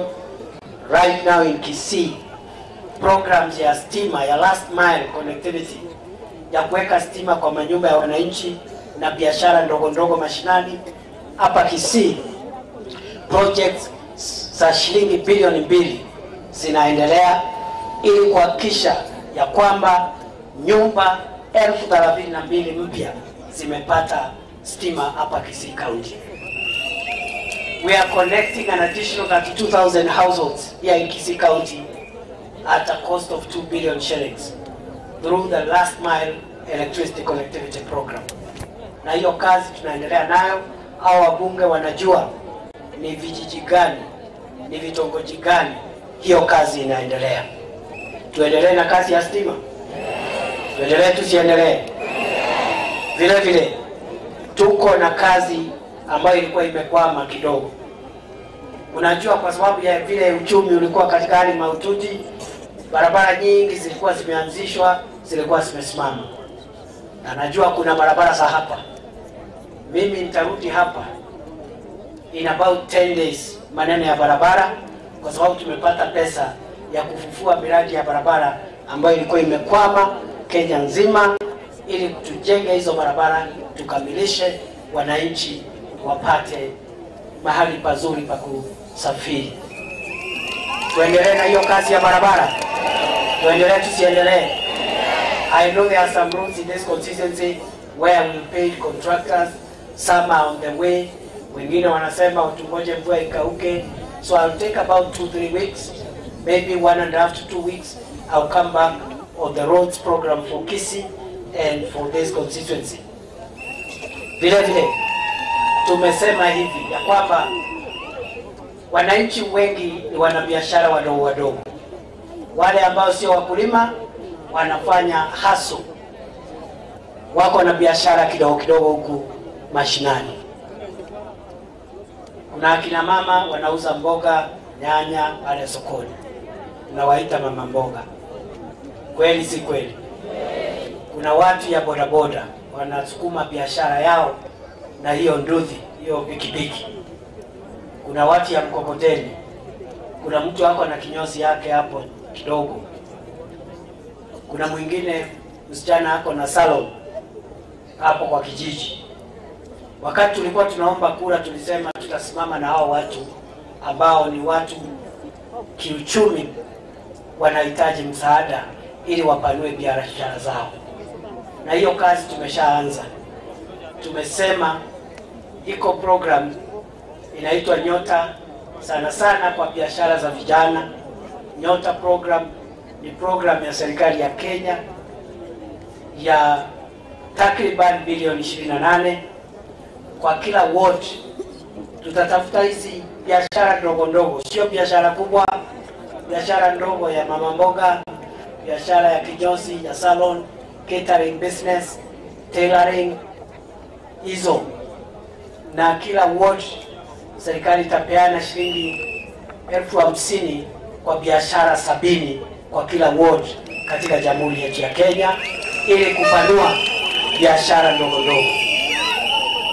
Vile vile tumesema ya kwamba kwa mama mboga wetu na wachuuzi, hawkers, mama mboga, tuwache kuwaachilia kufanya biashara zao. Kama ni bodaboda wanafanyia huko kwa jua, hawana shed, hawana chochote. Wengine mama mboga wanauzia kule barabarani, wanapigwa na jua, wanapigwa na mvua, wanapigwa na vumbi, na wanahatarisha maisha yao kwa sababu ya magari. Ndio tumekuja na program ya national government ya kujenga masoko zaidi ya 400 katika taifa la Kenya. Already masoko 200 yanajengwa Kenya nzima. Hapa Kisii county peke yake tuko na masoko yale yanajengwa, masoko 21 katika kila constituency. Na hapa Nyaribari Chache constituency tuko na masoko zaidi ya 5 ambayo aidha yameanza kujengwa ama tumepeana kandarasi yataanza kujengwa anytime from now. Tuko na soko ya Keumbu, tuko na soko ya Nyabisabo. Hiyo Nyabisabo hiyo, unajua hiyo soko, na ile inaitwa Kiongoro, na ingine inaitwa Birongo, na ingine inaitwa Bobarasho. Hiyo masoko hiyo 5 we already have money. Na hata hapa hii area kama mnataka soko, tutaongea na mbunge, tutawajengea soko, because we have money from the housing fund to build markets for small scale traders. Ndio tuwache kuumiza wananchi, wanabiashara wadogo wadogo kufanyia biashara zao kwa jua. Vile vile watoto wetu ambao wako KMTC, wale wako university including Kisii University, wale wako kwa TVET zetu, tunawajengea hostels with the same housing fund. The housing fund inatusaidia kufanya affordable housing, inatusaidia kufanya markets, na inatusaidia kufanya hostels for our students kwa TVET na university na kujengea polisi na wale watumishi wengine wa umma manyumba, institutional housing. Kwa hivyo kwa watoto wetu hapa Kisii tumetangaza kujenga hostels ambazo itapatia wanafunzi wetu vyumba vya kulala 880 units of bed capacity for hostels, na hiyo itagharimu serikali ya Kenya shilingi milioni 426. 426 million 880 bed capacity hostels for Kisii University, ndio watoto wetu wapate mahali pazuri pa kuishi. Tuendelee na hiyo kazi ya kujenga masoko, ya kujenga hostels ya watoto wetu. Tuendelee, tusiendelee jameni? Kwa hivyo we want to make sure that we transform the economy. Na leo hii tuko hapa kwa sababu tungetaka wanabiashara wadogo wadogo wafanye vikundi vyao, wafanye SACCOS, bodaboda kuwe na SACCOS, mama mboga kuwe na SACCOS, ndio msaada wa serikali uwafikie haraka na uwasaidie kupanua biashara zenu. Na vile vile tumesema tukingojea hiyo program ya serikali kama hiyo Nyota program na zile zingine ambao nimetaja, sababu tuko na ingine inaitwa KJET, Kenya Jobs for Economic Transformation Project. Tukingojea hizo project, tumesema kama viongozi tuweke mkono wetu kusaidia hiyo vikundi vya wanabiashara wadogo wadogo wapate stock ambao wataingia nazo kwa ile markets ambao tunawajengea, wapate stock ya kupanua biashara yao. Na hata kama hii pesa labda sio mingi sana, itasaidia pakubwa ili kupunguza mzigo wa kimaisha ya wananchi wetu. Kuna watu wengi wako na madharau mengi na kiburi kwa sababu wameshiba na wako na pesa mingi. Hawaoni maana ya program kama hii. Hawajui ya kwamba yule kijana wa bodaboda ambaye anasumbuliwa na polisi wa traffic kila siku ni kwa sababu amekosa side mirror. Side mirror peke yake. Na lazima sasa polisi wamsumbue kwa sababu kama hauna side mirror unahatarisha maisha yako barabarani, unahatarisha maisha ya wale ambao ni abiria wako, unahatarisha maisha ya wale watumiaji barabara wengine. Lakini kuna vijana wengi hawezi kuafford hiyo side mirror, ndio anatembea na nduthi bila side mirror. Hii program kama itasaidia vijana wetu wa nduthi kutengeneza pikipiki na kuweka spare ambayo imepotea, iko makosa jameni? Kuna makosa? Hawa kina mama mboga hao, akina mama wako na bidii mingi, lakini utajua ya kwamba ile bidii akina mama mboga wanafanya, ile stock wanatumia ni shilingi 5,000 ndio wanazungusha stock ya 5,000 ama 10,000. Huyo mama akipata another 10,000 kwa hiyo stock, she would have doubled business. Na hiyo kwa kina mama ni pesa mingi, itasomesha watoto na chakula itakosekana nyumbani. Sababu hao kina mama ni kama wanajua kutunza pesa kuliko sisi wanaume. Ni kweli, si kweli? Si kina mama wanajua kumultiply pesa haraka. Ama akipata an extra 10,000 ameondoka na atakuwa mambo yake yote ya familia itafanyika. So hata sisi wanaume tujifunze kutoka kwa dada zetu na wake zetu na mama zetu jinsi ya kuongeza mapeni na kuyatumia kwa mambo ya familia. Kwa hivyo hii pesa ambayo tunawasaidia mpate ya biashara, sio ya kukula. Usipitie pale sokoni na kukunywa naye chang'aa na pombe alafu naenda nyumbani bila kitu.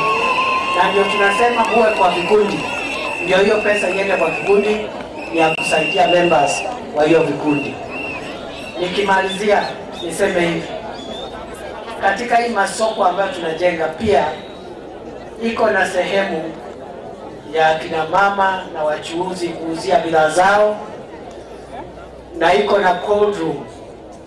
Iko na cold room. Cold room ni barafu ya kuhifadhi ile nyanya na sukuma wiki isioze, ndio mama auze hiyo stock mpaka siku ile itaisha.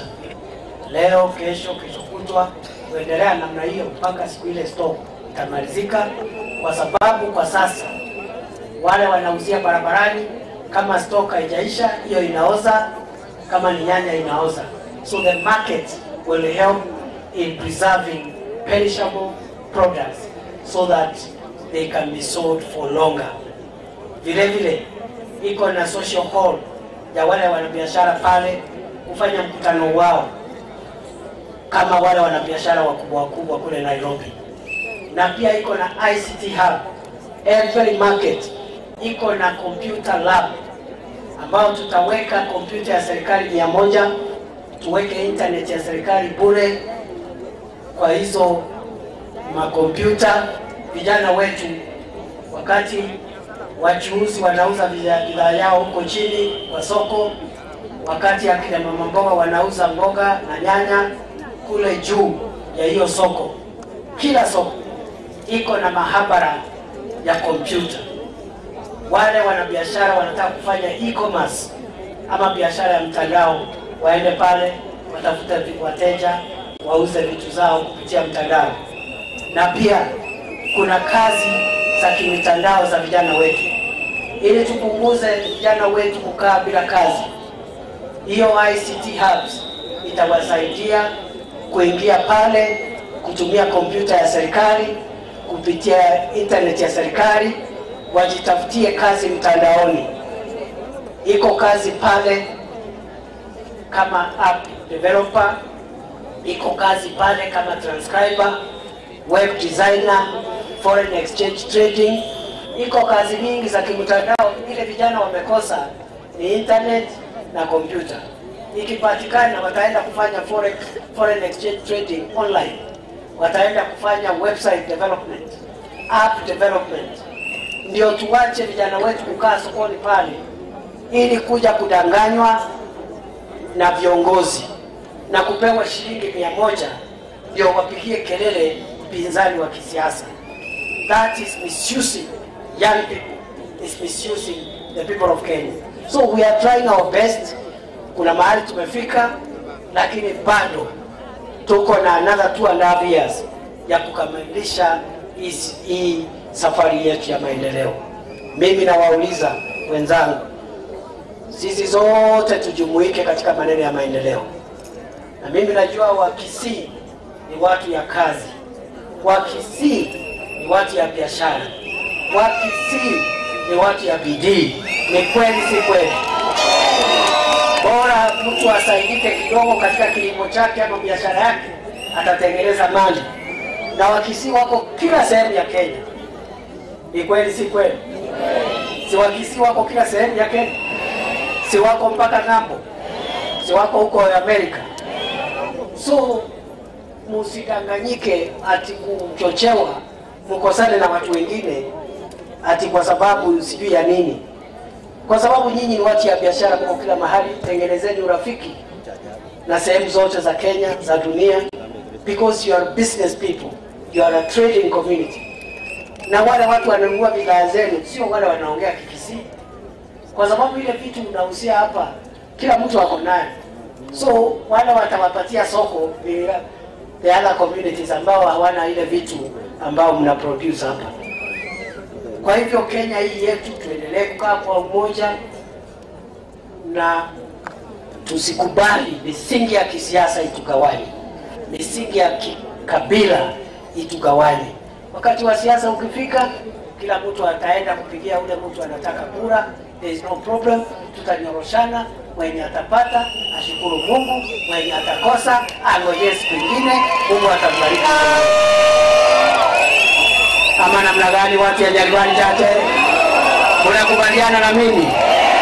Mungetaka tuendelee na hiyo barabara ya maendeleo na umoja wa taifa? Tungojee siasa huko mbele. Wangapi wanakubaliana na mimi? Wangapi wanakubaliana? Ama mlikuwa mnataka mimi nikuja hapa kuwachochea? Mimi nimeongea dakika kama 45 ama 15 minutes. Umesikia nikiongea siasa? Umesikia nikidharau mtu yeyote? Si nimeongea mambo ya serikali, mambo ya maendeleo, mambo ya wananchi. Niendelee kama namna hivyo ama mnataka niwe mchochezi? Niwe mchochezi wa kikabila? Na msijidanganye, mungetaka niingie katika uchochezi wa kikabila? Wangapi wanasema niendelee na mambo ya maendeleo?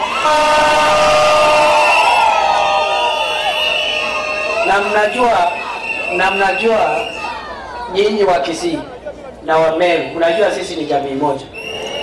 Si mnajua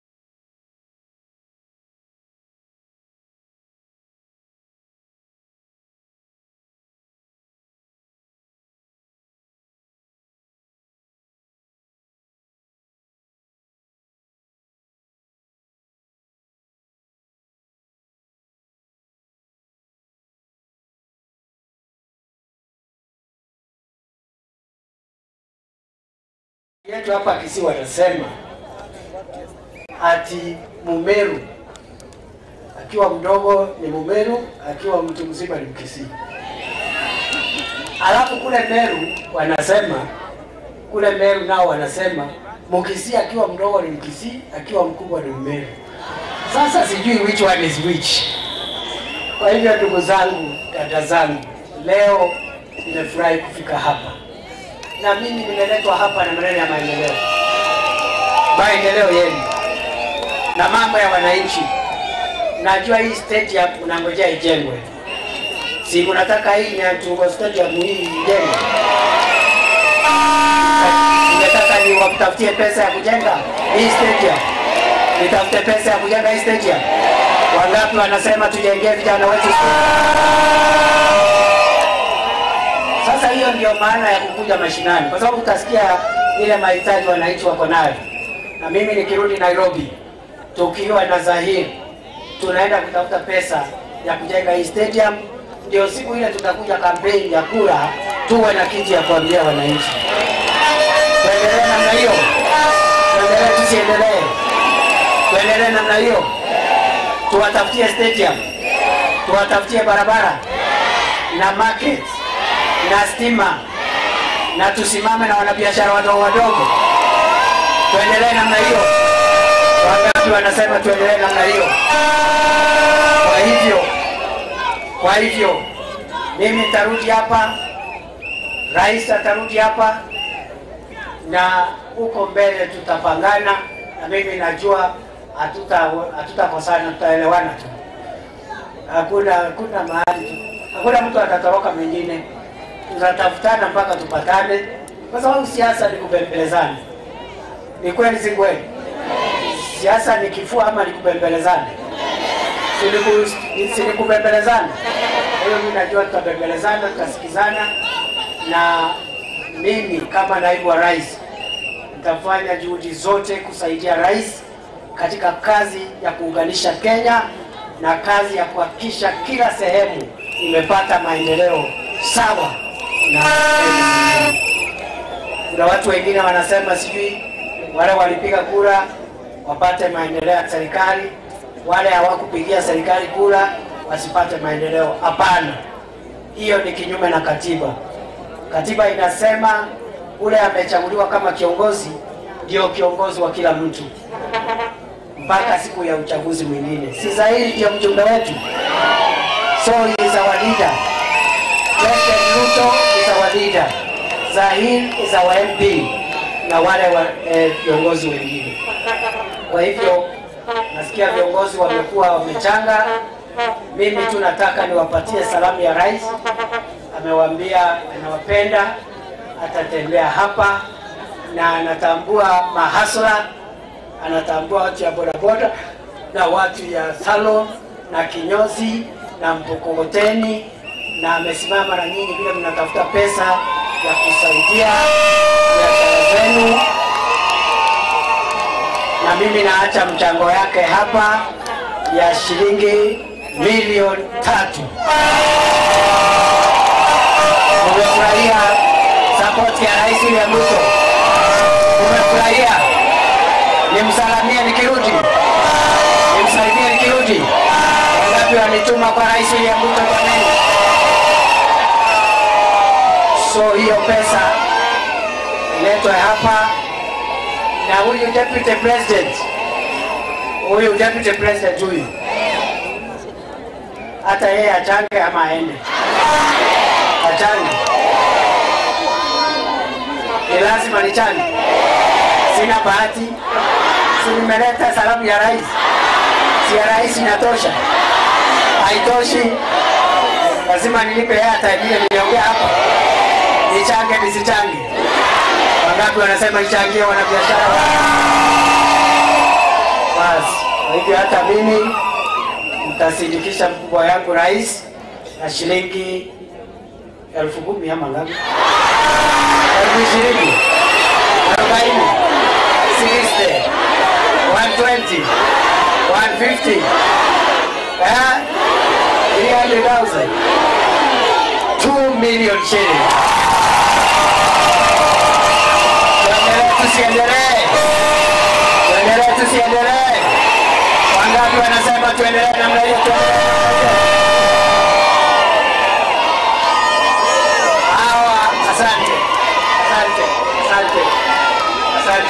Asante. Hao viongozi walikuwa wametoa pesa yao. Ule hakutoa akuja atoe saa hii na asalamie. Ule hajatoa akuja hapa asalamie. Dakika moja ya salamu, dakika moja ya kutoa mchango. Wapi makofi ya hao?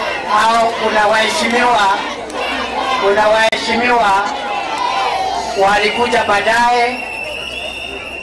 Tungetaka kila mheshimiwa dakika moja ya salamu, dakika moja ya pesa, ama namna gani? Deputy President ameshaongea kwa niaba ya serikali. Sasa waheshimiwa wetu, salamu dakika moja na pesa dakika moja. Wacha niite Mheshimiwa Alpha Miruka, mbunge wa Boma Chache. Wapi nuru ya Alpha Miruka jamani?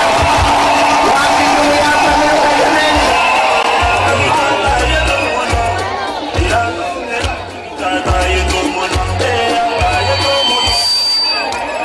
Tigera hiyo. Bwana asifiwe. Ora iga. Bwana asifiwe sana. Mumanyete muchumba oyo. Njego kwani fo mwana pastor. Na achiro ko bakwani erebye gusere bobe. Iga ngaki muchumba gorokwa. Zahiri Janda. Kuniona Zahiri. Zahiri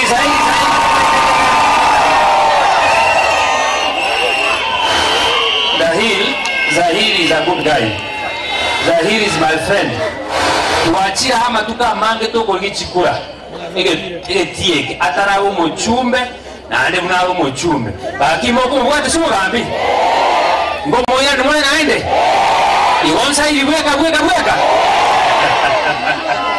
Mama etesa irumo sanu we president. Maki president gorokwa. William Samoei. Ruto.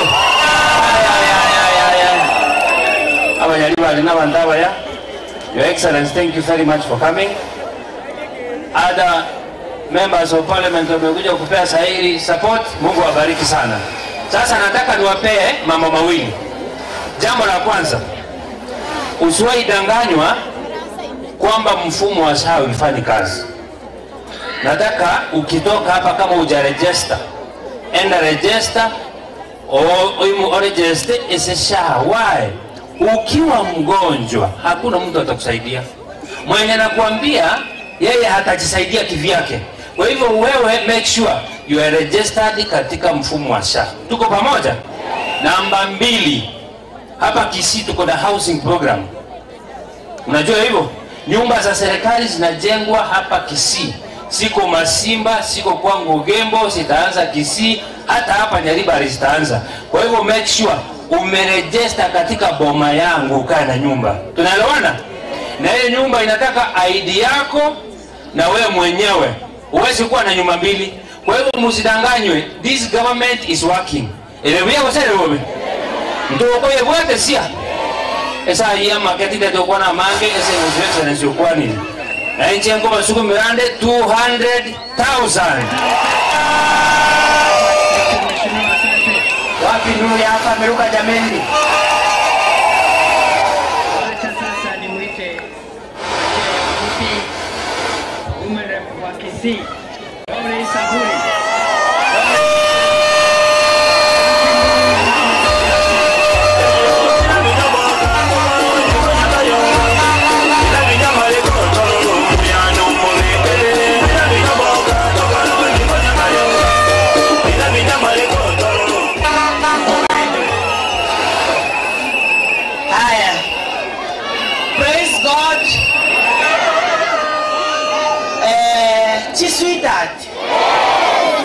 Sweetheart.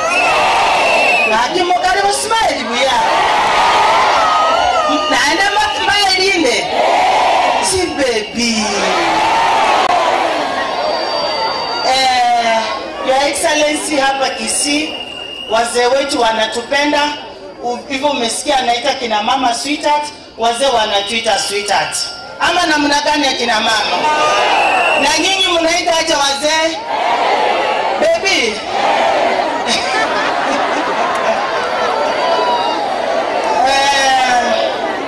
Leo tumejionea maajabu.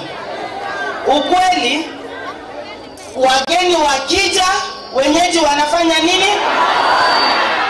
Kama hatungefurahia mjumbe wetu Zair apange huu mkutano, wamama na wazee mungepata pesa za chama, warudi na pesa ama mupate pesa? Tulete maendeleo ama tulete propaganda? Mnataka maendeleo? Tuwafanyie maendeleo. Your Excellency, watu wetu kwanza hapa Nyaribari huwa mnaelewa umuhimu wa kukaa kwenye serikali. Uongo ama ukweli? Kwa sababu serikali ni ng'ombe ya maziwa, mtu anafanya nini? Si ndio? Mama mtoto ukiingia hivi kwa nyumba kama ananyonya, si wewe anafurahia? Mtoto amesema sitaki nyonyo, si tunapea mtoto? Na tusiendelee tunapea nani mwingine? Sasa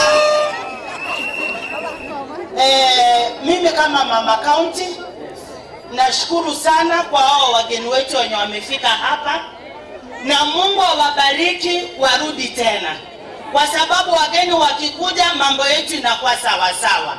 Leo sitakuwa na mambo mengi, nataka wageni waongee. Mimi nitatoa mchango wangu wa 150,000. Thank you very much. Asante mama county, ubarikiwe. Thank you very much. Asante sana. Wacha nimuite mheshimiwa Dan Manduku, mheshimiwa wa Nyaribari Masaba. Nyaribari Masaba, architect Dan Manduku.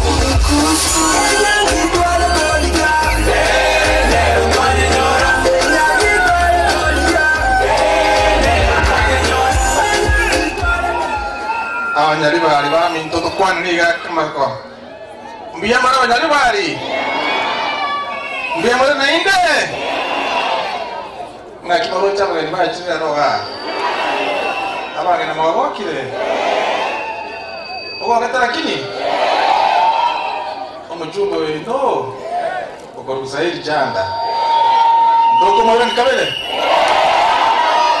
onya kwa ikara stega na inde tuli kwa kera Zahiri kura ya mara kwa igoro onya kwa ikara stega na inde tuli kwa kera Zahiri kura ngako kwa kondole iyo mwezi mwachire Zahiri Janda mwana kama huko iga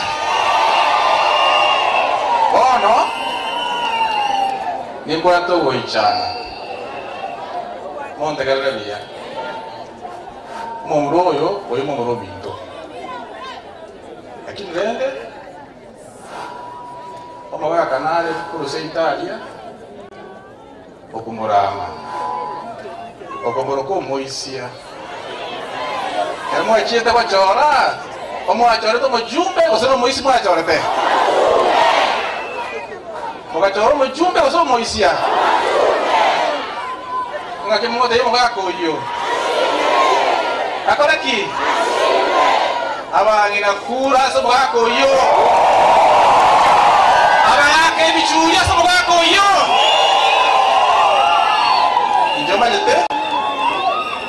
Na roko moisia. Na wale ngaitata. Lakini ndende getodeke. Kaya yetu gasi. Njamo simete yakora ki asike abala ibacholi akora ki asike Zahiri Janda asike nabala ibande bacholi engaki anja akora ki jae yakora ki Your Excellency, thank you very much for coming to Nyaribari together with other leaders. We're very happy and grateful for the efforts that the government is doing to uplift the standards of our people. And going by today's mood, our people are indeed very happy. Mungu wakati?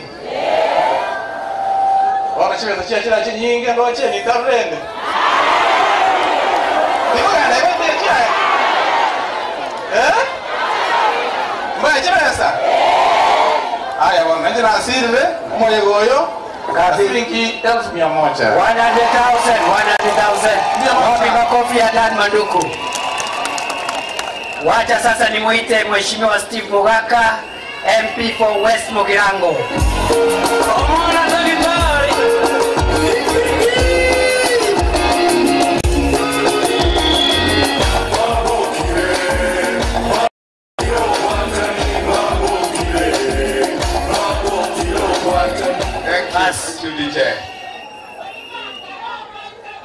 Mono Abanyaribari abantu bakise county Nkwaningo Mugirango Nkwaningo. God is good and all the time. God is good. Thank you so much, Your Excellency, ndugu yetu Farouk and my colleague MPs and all other leaders. Mimi kwa majina ni Steve Mogaka, taaluma yangu ni wakili. Constituency yangu ni West Mugirango. Abagirango bande binga Nyaribari aso musanyo ne Zahiri Janda ko gamba ndeta maiga watanga maiga noko boko gocha igoro. My brother Zahir, thank you for being an exemplary leader, and I have come to benchmark. I can promise you, ikirudi kule kwetu, I want to have 3 times this crowd. Abantu maragata tuguna muri. Lakini bono tigambo mwenge, turumu wakili. Aba kusindora? Moba yeteme bayeno. Tigamba kolie interview. Onye kiabolire cherarogoro, ayogoke ligalia. Aya. Onye kiabora cherarogoro, ayogoke ligalia. Ndogoroko buta gose kujera mate. Sasa leo hii wacha niseme naibu wa rais akiwa initoke. Mimi ni mjumbe nilichaguliwa kwa Jubilee. Ilikuwa Azimio. Na mimi nilipangwa na yule mtu wa kwetu alikuwa na mamlaka kubwa zaidi katika hiyo serikali. akatuambia laini ni hii, na mimi mtihifu nikafuata. Njira rugora bwa stu akelige tintu akanyorete. Mbura njira mata akere. Igoni mbwata akiria karoko kariga njira mata. Oyo mutate njira rugora ngakitoko motebya. Arwo takorwo. Ya kiko goteberinga kamba tebi na ino bagwakiria toko soma history. Eyo yotaigwa. Gese Kenyatta akwete. Abantu boka basoire State House chapter Kenyatta akwete mbali barenge namba ibiri uno ucho. Igo moigwete history. History yate abatari Steve Mugaka. Igo yotoro chinge ngere dinero. Tingo skanga ya akena monga kebi chako sona iche otokenga na soira mapema.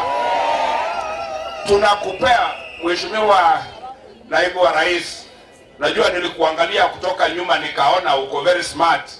Nikawauliza wakikuona kutoka mbele watakuonaje, wamesema you are very smart. Hiyo ndio tulikuwa tunasema. Mwigwet. Tikatoterere serikali yeye toko nyege saku. God bless you. Mimi ninasaidia rafiki yangu jana na amsimi 50,000 wapi makofi ya Mheshimiwa Mugaka jamii. Barikiwa sana. Lakini amenipanga hapo kidogo. Hiyo sio ile alisema. Simwambia sisi tunaelewa lugha. Bana. Ulikuwa mnaongea mambo ya smartness. Hakuna. Nisikia Kenyatta siji akakufa alafu namna hii. Ile mwingine akaenda namna hii. Si namna hiyo. Huyo Steve Mugaka hajawaambia, si unaona analingalinga hapa yeye ni wakili. Lakini hajawaambia nani alimfundisha kuwa wakili. Mimi ndio nilikuwa mwalimu yake. Kwa hivyo atalipa deni ama namna gani? Si nilimfanya akawa wakili. Alafu watu ya West Program wakamfanya ujumbe. Si alipe deni ya mwalimu yake. Alipe asilipe? Wangapi wanasema Mugaka alipe deni. Waka wewe ushike hiyo network. Nyumba ya tent. Bas. Wacha sasa nimuite Mheshimiwa Jerusha Momanyi, Women Rep wa Nyamira County. Wapi nduru ya Thank you. Oyonere ntogoro orure Nyamira. Abanyali bali baminto abagusiya abaya abana bababa abapadiri byamore kabisa byamore. Your Excellency, the Deputy President of the Republic of Kenya, colleague members of Parliament, invited guests. Leo hii tuko na furaha nyingi. Sana mimi niko na furaha kwa sababu vile nimesikia His Excellency the speech ambayo ametupatia for around 50 to 1 hour. I think that was it. It's about an hour. Mimi nimeona mtu ambaye ametumwa na Mungu. Nyinyi mumeona aje? Si mumeona? Na tumeona nchi yetu itakuwa na amani. Na tumeona sisi kama wana Kenya. Hata jana wakati tulikuwa na maombi, hata nyinyi nyote mlisudia, mulisikia His Excellency the President of the Republic of Kenya and the Deputy vile waliongea kama watu ambao ni wanyenyekevu. Hata waliomba msamaha. Ayo mondara aramotania boria mabera nanye kwa brate na mwamu nanye tware. Mboro kumwabera. Na ine Nyasaye gagotebanga omuntu gakogoseire mwabere limo maragatano kabere mara 200 na tano ebere. Talibo. Kwa hivyo kama unaona mtu mwenye amenyenyekea ni kuonyesha ya na tunasema sisi ambayo tuweka katika nchi hii ambayo imekuwa na amani, tutaki tena kusikia mambo ambayo hayaleti amani. Mira, nataka niongee na wamama. Watu waenga walinena asiyefunzwa na mamaye. Waliongea asiyefunzwa na babaye. Walisema asiyefunzwa na mamaye. Kwa hivyo akina mama tuko na jukumu, na siku moja, siku ya kiyama, Mungu atakuja kutuliza, kwa sababu sisi ndio tumepewa hiyo jukumu ya kufunza. Funzeni watoto wenu, funzeni watu wote katika hii country yetu ya kwamba sisi akina mama tunataka amani, tunataka kutembea, hatutaki kupiwa, hatutaki tupige wengine, tunataka watu watembee na amani, ndio Kenya yetu itaweza kuendelea mbele. Leo hii umeona wageni wetu wamekuja kwa sababu ya maendeleo. Na sisi ambao tulikuwa nje ya serikali tumesema lazima tukae ndani ya hii serikali ndio maendeleo yakuja hapa kwetu Kisii. Sasa sisi ndio mlichagua. Tukikaa nje ya serikali tutapata vitu kweli? Hatutakuwa na vitu ya kuwaletea.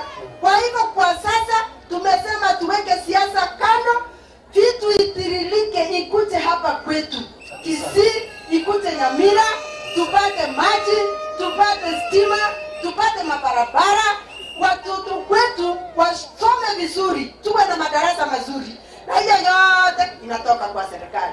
Kwa hivyo, Your Excellency, we want to assure you, sisi ambao tulichaguliwa kutoka eneo hili, hasa wa mama na wale wengine umeona hapa, we are ready to walk this journey. And we want to ask you, our region, our area, there are many things that we are missing. And you have promised that we are going to get. So we shall be with you. Magana italia maya. Tota arana bara kuna tutonyo ale binto. Ingore ga igo tari kwa kane bango. Mori ko bango.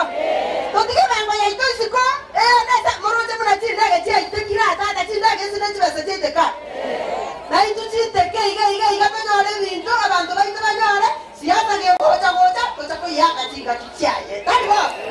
Ya sabe sasa ni kabisa. Moto samerani, ando mosabere mama kaunti cherusha momani, si mnachoi mama, ndio atakuwa kama na Wanyamira ni majuzi.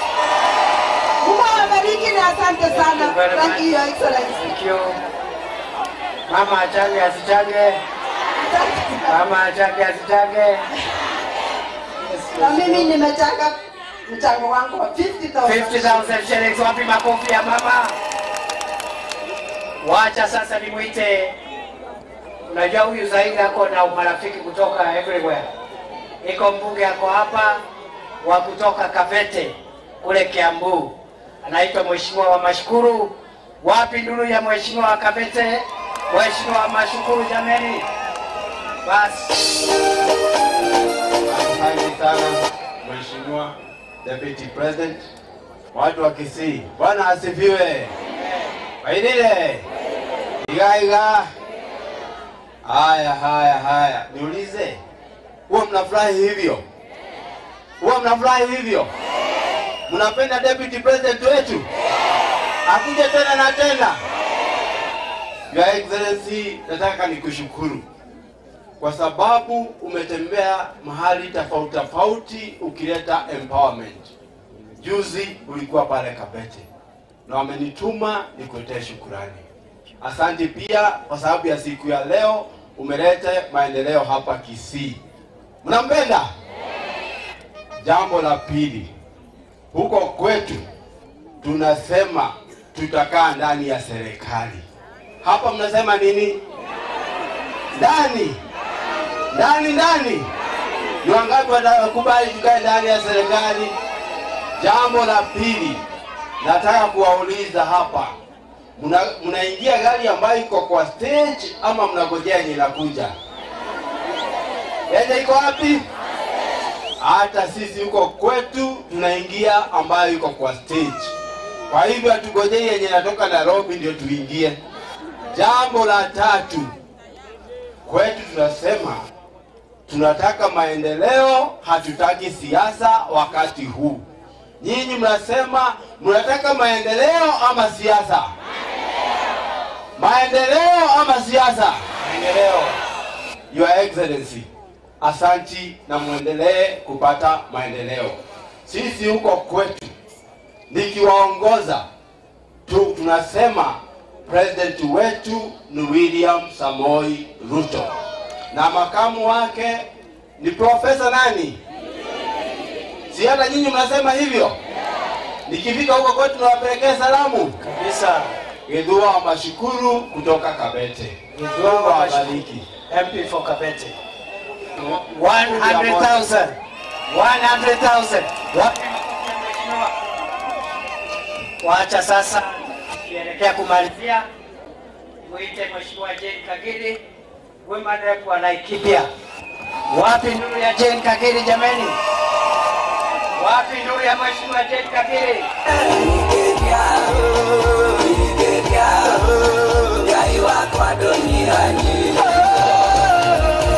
Thank you. Asante sana DJ, Deputy President wetu Kithure Kindiki, viongozi wote na watu wa Nyaribari Chache. Wairire. Wairire. Tunaona najua kidogo.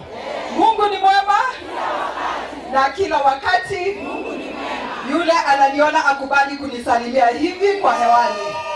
Jina langu ni Jane Wangeshi Kagiri kutoka kule Laikipia County, na pia kule Laikipia County niko na watu wametoka huku Kisii. Nikirudi niwapatie salamu. Huko wanajiita Egesa. Egesa ni kusema aje? Ni kitu mzuri? Ni kusema pesa? Egesa. Sawa, nitafikisha salamu. Kitu yangu ya pili ni kuwashukuru kama wakazi wa Nyaribari Chache. Juu siku ya kura mulienda mukachagua kiongozi mashuhuri ambaye anaitwa Zahir Janda. Simjipige makofi. Kitu ya pili mukafanya, mukaenda mukachagua Mama Doris Donya. Mimi leo nimekuja kuambia asanti sana kwa kutuletea waungwana katika bunge. Viongozi wanawapenda na viongozi wanawafanyia kazi.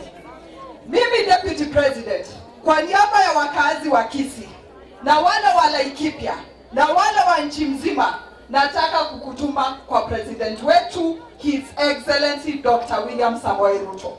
Na mimi tafadhali nataka kukutuma Your Excellency umwambie asibabaishwe, asitishwe, aendelee kusaidia mama mboga, watu wa bodaboda, wale wa mijengo, wale wanajaribu kujiinua. Hawa ni watu wake. Msichoke kuzunguka nchi mzima mkiletea pesa kwa watu wetu. Tulipokuwa tunafanya campaign tulisema pesa mfukoni. Si hii ndio pesa mfukoni? Kuna ingine? Tafadhali Deputy President, sikia umekaribishwa Kisii, sikia umekaribishwa Laikipia na pahali popote katika hii nchi. Watu wa Kisii, nimeona mnapenda kuimba. Niwafunze wimbo moja ya Kisii. Mmetayarisha sauti? Fanyeni iko sawa? Mimi nikitaja jina na nyinyi mnasema Isano Naende. Hiyo ni sawa? Tuko tayari? His Excellency Dr. William Samoei Ruto. Nyinyi mnafanya aje kama mjui kuimba? Si tunajua venye tunafanya. Kwa hivyo tukisema Isano Naende tunafanya hivi. Si tutakuwa tukiweka kura hivyo. His Excellency Dr. William Samoei Ruto. His Excellency Kithure Kindiki. Mheshimiwa Zahir Janda. Mheshimiwa Doris Donya. Asanteni sana, Mungu awabariki na wapenda sana, nitatoa 100,000. 100,000. Thank you very much. Thank you Mheshimiwa. Sasa tunaelekea kukamilisha. Tuko na MCAs watano. Nitauliza MCA wa hapa ataongea kwa niaba yao, lakini wote wakuja hapa muwaone. MCA wa hapa ndiye ataongea kwa niaba yao, hao wengine hawataje majina ili tumalizie. Wapi Mheshimiwa Steve Arika? Steve Arika.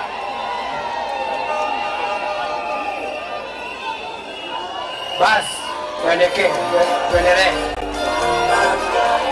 Bas. Yes, Mheshimiwa, endelea. Abantu baito mbiyamole. Mwamanyete. Akindoro kwa. Introduce dakika moja.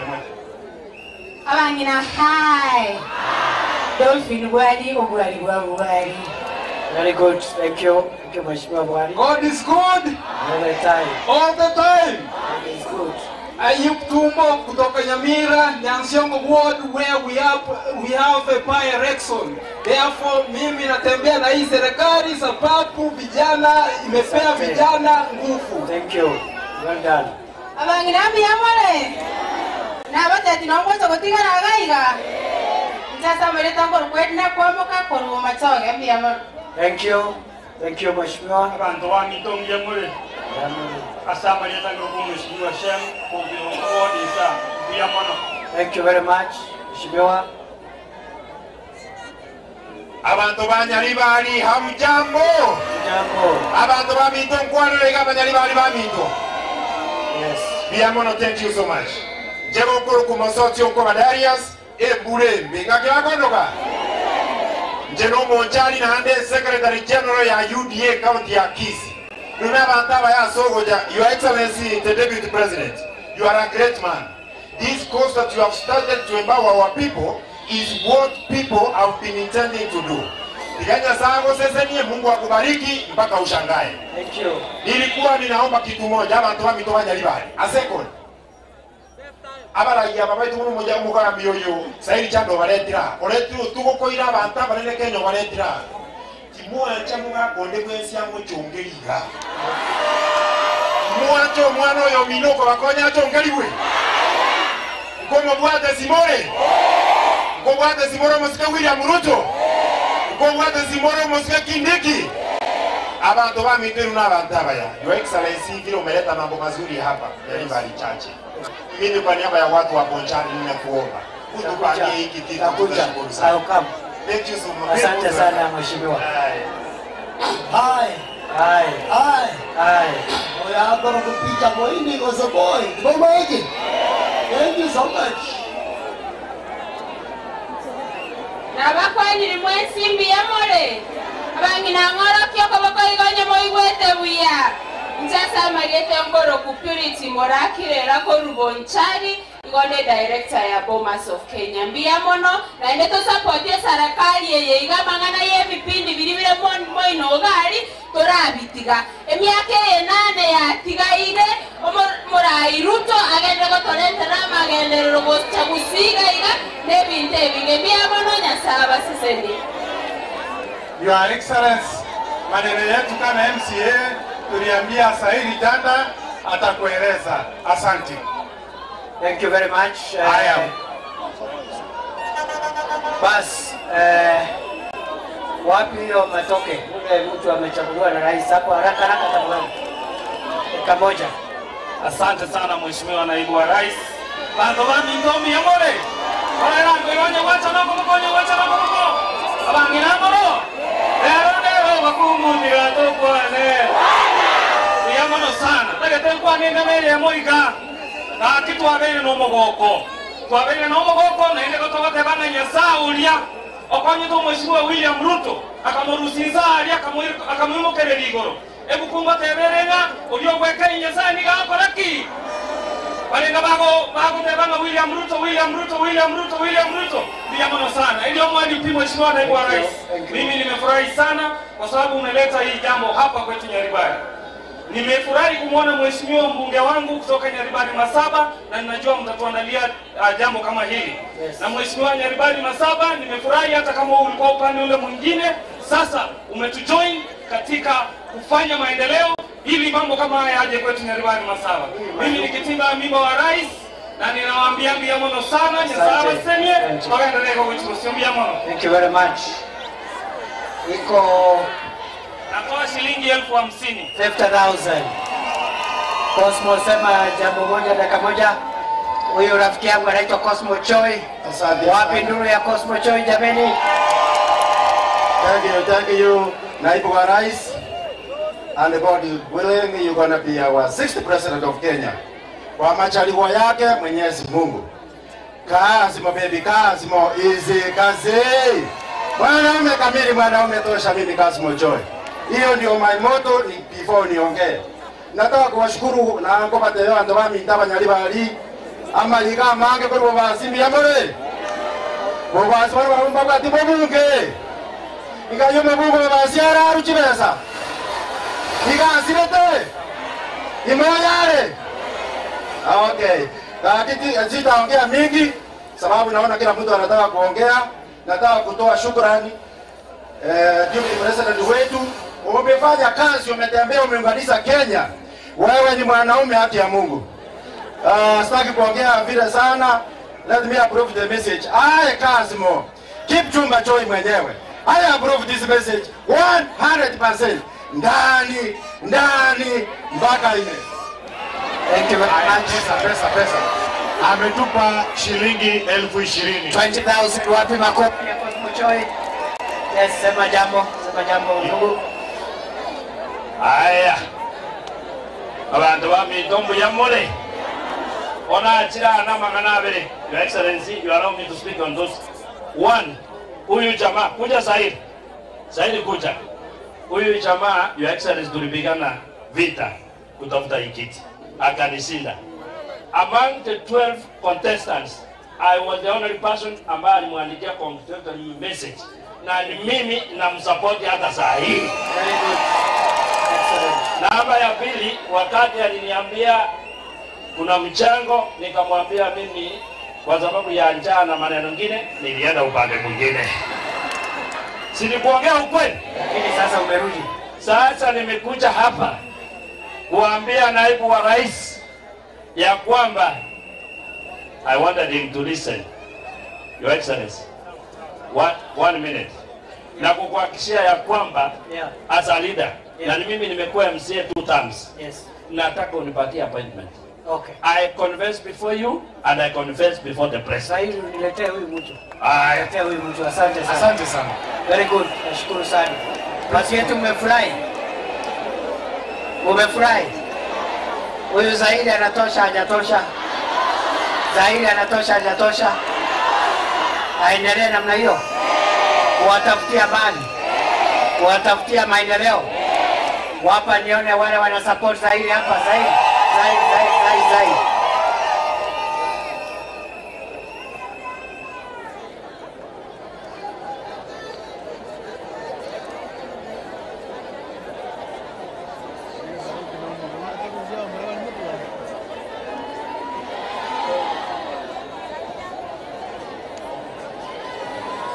Bas, ni mungetaka nirudi hapa siku ingine? Nitembee hapa? Nataka sasa, wateleni na hiyo mambo ya pesa imeisha sasa. Nataka sasa tusimame kwa wimbo wa taifa na pia mnitume na salamu. I also want to take a salute from you guys. Yaani mnakutanga kwa wingi hivi jameni. Siku hata nimeangalia pande imejaa, huku kumejaa. Hey. So, watu wetu ya Nyaribari Chache, mimi nimefurahi sana. Mimi vile mmenialika hapa nitarudi. Na so that I repeat again. Saa hii sio wakati ya kampeni. Siku ya kampeni itafika. Na ile itasaidia wale ambao wanatafuta viti. Ni ile kazi ambao watakuwa wanafanyia wananchi. Ile kazi itakuwa imefanyika. Kwa hivyo mimi nawasihi muendelee kusupport viongozi wenu, muendelee kusupport rais na MP wetu hapa, women wetu na viongozi wote ambao mmechagua wawafanyie kazi. Sasa nataka mnitume na salamu ya president, kwa sababu president hayuko hapa, lakini si umeona amesimama na sisi jameni. Nisalamie rais Wacha nione kwa mkono wale wanasema tusalamie rais. Na mimi mungetaka nirudi hapa tena? Wacha nione salamu wale wanasema nirudi. Very good, asanteni sana. Wacha tumalizie kwa wimbo wa taifa, alafu Mheshimiwa Zahiri atarudi hapa ndio awapange vile utajipanga na hii maneno yenu. Kwa hivyo tumesanya milioni 10 na 200,000. 10 million 200. Wapi makofi ya Zahiri Janda? Wacha nione wale wamefurahi na kazi ya Zahiri Janda.